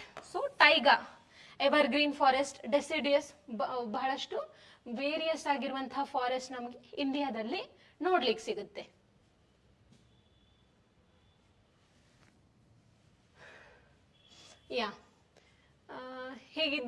ಹೀಗಿದ್ರೂ ಕೂಡ ನಾವು ನಮ್ದು ಈ ಫಾರೆಸ್ಟ್ ವೆಜಿಟೇಷನ್ ಮತ್ತೆ ವೈಲ್ಡ್ ಲೈಫ್ ನಮ್ಗೆ ಒಂದಷ್ಟು ಥ್ರೆಟ್ಸ್ ಅನ್ನ ಫೇಸ್ ಮಾಡ್ತಿದ್ದಾವೆ. ವೆಜಿಟೇಷನ್ ಅಂತ ಬಂದಾಗ obviously deforestation is the major issue, ಅರಣ್ಯವನ್ನ ನಾಶ ಮಾಡ್ತಿರೋದ್ರಿಂದ. ಅದೇ ರೀತಿ ವೈಲ್ಡ್ ಲೈಫ್ ಅಂತ ಕನ್ಸಿಡರ್ ಮಾಡಿದಾಗ ಅವುಗಳ ವ್ಯಾಲ್ಯೂ ಇರುವಂತಹ ಆರ್ಗನ್ಗಳಿಗಾಗಿ, ಲೈಕ್ ಆನೆಯನ್ನ ದಂತಕ್ಕಾಗಿ ಕೊಲ್ಲೋದಾಗಿರ್ಬೋದು, ಹುಲಿ ಚರ್ಮಕ್ಕಾಗಿ ಕೊಲ್ಲೋದಾಗಿರ್ಬೋದು, ಈ ರೀತಿ ಪೋಚಿಂಗ್ ಆಕ್ಟಿವಿಟೀಸ್ಗಳಿಗಾಗಿ ಈ ರೀತಿ ಮಾಡ್ತಿರೋದ್ರಿಂದ ನಮ್ಗೆ ವೆಜಿಟೇಷನ್ ಮತ್ತೆ ವೈಲ್ಡ್ ಲೈಫ್ ನಮ್ಗೆ ಇವತ್ತು ಥ್ರೆಟ್, ಅಳಿವಿನಂಚಿಗೆ ಅಳಿವನ್ನ ತಲುಪ್ತಾ ಇದೆ. ರೈಟ್. ಸೊ ಇದರಿಂದ ಅವುಗಳನ್ನ ರಕ್ಷಣೆ ಮಾಡ್ಲಿಕ್ಕೆ ನಾವು ಒಂದಷ್ಟು ಕನ್ಸರ್ವೇಷನ್ ಎಫರ್ಟ್ಸ್ ಅನ್ನ ನೋಡ್ತಾ ಹೋದ್ರೆ ಪ್ರೊಟೆಕ್ಟೆಡ್ ಏರಿಯಾಸ್ ಅಂತ ನೋಡ್ತೀವಿ. ಪ್ರೊಟೆಕ್ಟೆಡ್ ಏರಿಯಾಸ್ ರಕ್ಷಣೆ ಮಾಡ್ಲಿಕ್ಕೆ ಒಂದಷ್ಟು ಏರಿಯಾಸ್ ಅನ್ನ ನಿಗದಿ ಮಾಡಿರ್ತಾರೆ. ಗೌರ್ಮೆಂಟ್ ಏನ್ ಮಾಡುತ್ತೆ ಅಂದ್ರೆ ಒಂದು ನಿರ್ದಿಷ್ಟವಾದಂತಹ ಏರಿಯಾವನ್ನ ಕನ್ಸಿಡರ್ ಮಾಡಿಬಿಟ್ಟು ಸೊ ಆ ಏರಿಯಾದಲ್ಲಿ ಇರುವಂತಹ ವೆಜಿಟೇಷನ್, ವೈಲ್ಡ್ ಲೈಫ್ ಮತ್ತೆ ವೆಜಿಟೇಷನ್, ಈ ವೆಜಿಟೇಷನ್ ಅನ್ನ ಎರಡೂನು ಯೂಶುವಲ್ ಆಗಿ ಬೇರೆ ಸ್ಥಳದಲ್ಲಿ ಹ್ಯೂಮನ್ ಇಂಟರ್ಫರೆನ್ಸ್ ಇರೋ ಹಾಗೆ ಈ ಏರಿಯಾದಲ್ಲಿ ಅಷ್ಟು ಈಸಿ ಇರಲ್ಲ. ಲೈಕ್ ನ್ಯಾಷನಲ್ ಪಾರ್ಕ್ ಆಗಿರ್ಬಹುದು, ವೈಲ್ಡ್ ಲೈಫ್ ಸ್ಯಾಂಚುರೀಸ್ ಆಗಿರ್ಬಹುದು, ಬಯೋಸ್ಪೇರ್ ರಿಸರ್ವ್ಗಳಂತ ಮಾಡಿಬಿಟ್ಟು ಆ ಒಂದು ನಿರ್ದಿಷ್ಟವಾದಂತಹ ಪ್ರೊಟೆಕ್ಟೆಡ್ ಏರಿಯಾದಲ್ಲಿ ಈಸಿಯಾಗಿ ಬೇರೆಯವರು ಹ್ಯೂಮನ್ ಇಂಟರ್ಫರೆನ್ಸ್ ಆಗಿರ್ಬೋದು, ಇಂಡಸ್ಟ್ರೀಸ್ ಆಗಿರ್ಬೋದು, ಇಂತಹ ಆಕ್ಟಿವಿಟೀಸ್ ಅನ್ನ ರಿಸ್ಟ್ರಿಕ್ಟ್ ಮಾಡಿರ್ತಾರೆ ಈ ಪರ್ಟಿಕ್ಯುಲರ್ ಏರಿಯಾದಲ್ಲಿ. ಹೀಗೆ ಮಾಡೋದ್ರಿಂದ ಎಲ್ಲಿ ಅರಣ್ಯ ಜಾಸ್ತಿ ಇದೆ, ಎಲ್ಲಿ ವೈಲ್ಡ್ ಲೈಫ್ ಜಾಸ್ತಿ ಇದೆ ಅಲ್ವಾ, ಅದರ ರಕ್ಷಣೆ ಆಗ್ತಿರುತ್ತೆ. ಅದಕ್ಕೆ ನಾವು ಪ್ರೊಟೆಕ್ಟೆಡ್ ಏರಿಯಾಸ್ ಅಂತ ಕರಿತೀವಿ. ಅದೇ ರೀತಿ ಅವೇರ್ನೆಸ್ ಪ್ರೋಗ್ರಾಮ್ಸ್ ಅಂತ ಬಂದಾಗ ವನ ಮಹೋತ್ಸವದಂತಹ ಕಾರ್ಯಕ್ರಮಗಳನ್ನ ಮಾಡೋದ್ರಿಂದ, environment day, world environment day ಅಂತ ಎಲ್ಲ ಮಾಡ್ತೀವಲ್ವಾ, ಸೊ ಈ ರೀತಿ ಮಾಡೋದ್ರಿಂದ ಜನಸಾಮಾನ್ಯರಲ್ಲಿ ಫಾರೆಸ್ಟ್ ದಿಂದ ಆಗ್ತಿರುವಂತಹ ಅನುಕೂಲಗಳ ಬಗ್ಗೆ ಅವೇರ್ನೆಸ್ ಅನ್ನ ಕ್ರಿಯೇಟ್ ಮಾಡ್ಲಿಕ್ಕೆ ಹೆಲ್ಪ್ ಆಗ್ತಿರುತ್ತೆ. ಸೊ ಈ ರೀತಿ ಅವೇರ್ನೆಸ್ ಪ್ರೋಗ್ರಾಮ್ಸ್ ನಮಗೆ ಬಹಳಷ್ಟು ಹೆಲ್ಪ್ ಆಗ್ತಿರುತ್ತೆ to conserve the wildlife and vegetation. So ಅದೇ ರೀತಿ ಲೀಗಲ್ ಪ್ರೊಟೆಕ್ಷನ್ ಕಾನ್ಸ್ಟಿಟ್ಯೂಷನ್ ಅಲ್ಲೂ ಕೂಡ ನಮಗೆ ಮೆನ್ಷನ್ ಇದೆ. ವೈಲ್ಡ್ ಲೈಫ್ ಅನ್ನ ಫಾರೆಸ್ಟ್ ಕನ್ಸರ್ವೇಷನ್ಗಾಗಿ 48A ಆರ್ಟಿಕಲ್ ಅನ್ನ DPSP ಅಲ್ಲಿ ಸೇರಿಸಿದ್ದಾರೆ. ಡೈರೆಕ್ಟಿವ್ ಪ್ರಿನ್ಸಿಪಲ್ಸ್ ಆಫ್ ಸ್ಟೇಟ್ ಪಾಲಿಸಿಯಲ್ಲಿ ನಮಗೆ article 48A, this is important for exam. So ಇದನ್ನ ಆಡ್ ಮಾಡಿಬಿಟ್ಟು ನಮಗೆ ಲೀಗಲ್ ಆಗಿ ಕಾನೂನಾತ್ಮಕವಾಗಿನೂ ಕೂಡ ಅರಣ್ಯಗಳಿಗೆ ಮತ್ತೆ ವೈಲ್ಡ್ ಲೈಫಿಗೆ ಪ್ರೊಟೆಕ್ಷನ್ ಅನ್ನ ಒದಗಿಸ್ತಿದ್ದಾರೆ. ರೈಟ್. ಸೊ ಅದೇ ರೀತಿ ಅಳಿವಿನಂಚಿನಲ್ಲಿರುವಂತಹ ಎಂಡೇಂಜರ್ಡ್ ಸ್ಪೀಶೀಸ್ ಅನ್ನ ರಕ್ಷಣೆ ಮಾಡಲಿಕ್ಕೆ ಅಂತ ಹೇಳ್ಬಿಟ್ಟು IUCN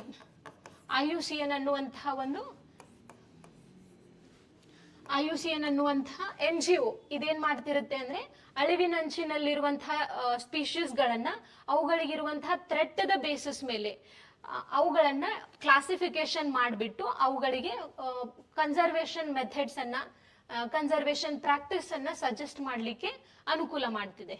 right. So these are the some conservation measures. Not just this, ethical responsibility ನಮ್ಮೆಲ್ಲರ ಹೊಣೆ.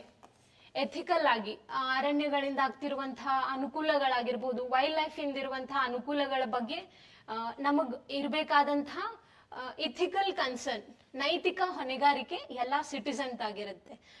ಜಸ್ಟ್ ಕಾನ್ಸ್ಟಿಟ್ಯೂಷನ್ ಇಂದ ಬೇರೆ ಇದರಿಂದ ಪ್ರೊಟೆಕ್ಷನ್ ಮಾಡೋದರ ಜೊತೆಗೆ ಇಥಿಕಲ್ ರೆಸ್ಪಾನ್ಸಿಬಿಲಿಟಿಯಿಂದ ನಾವು ಈ ಕನ್ಸರ್ವೇಷನ್ ಎಫರ್ಟ್ಸ್ಗೆ ನಾವು ಕೈ ಜೋಡಿಸಬಹುದು. So this is all about chapter 2. I hope you all enjoy this session and thank you.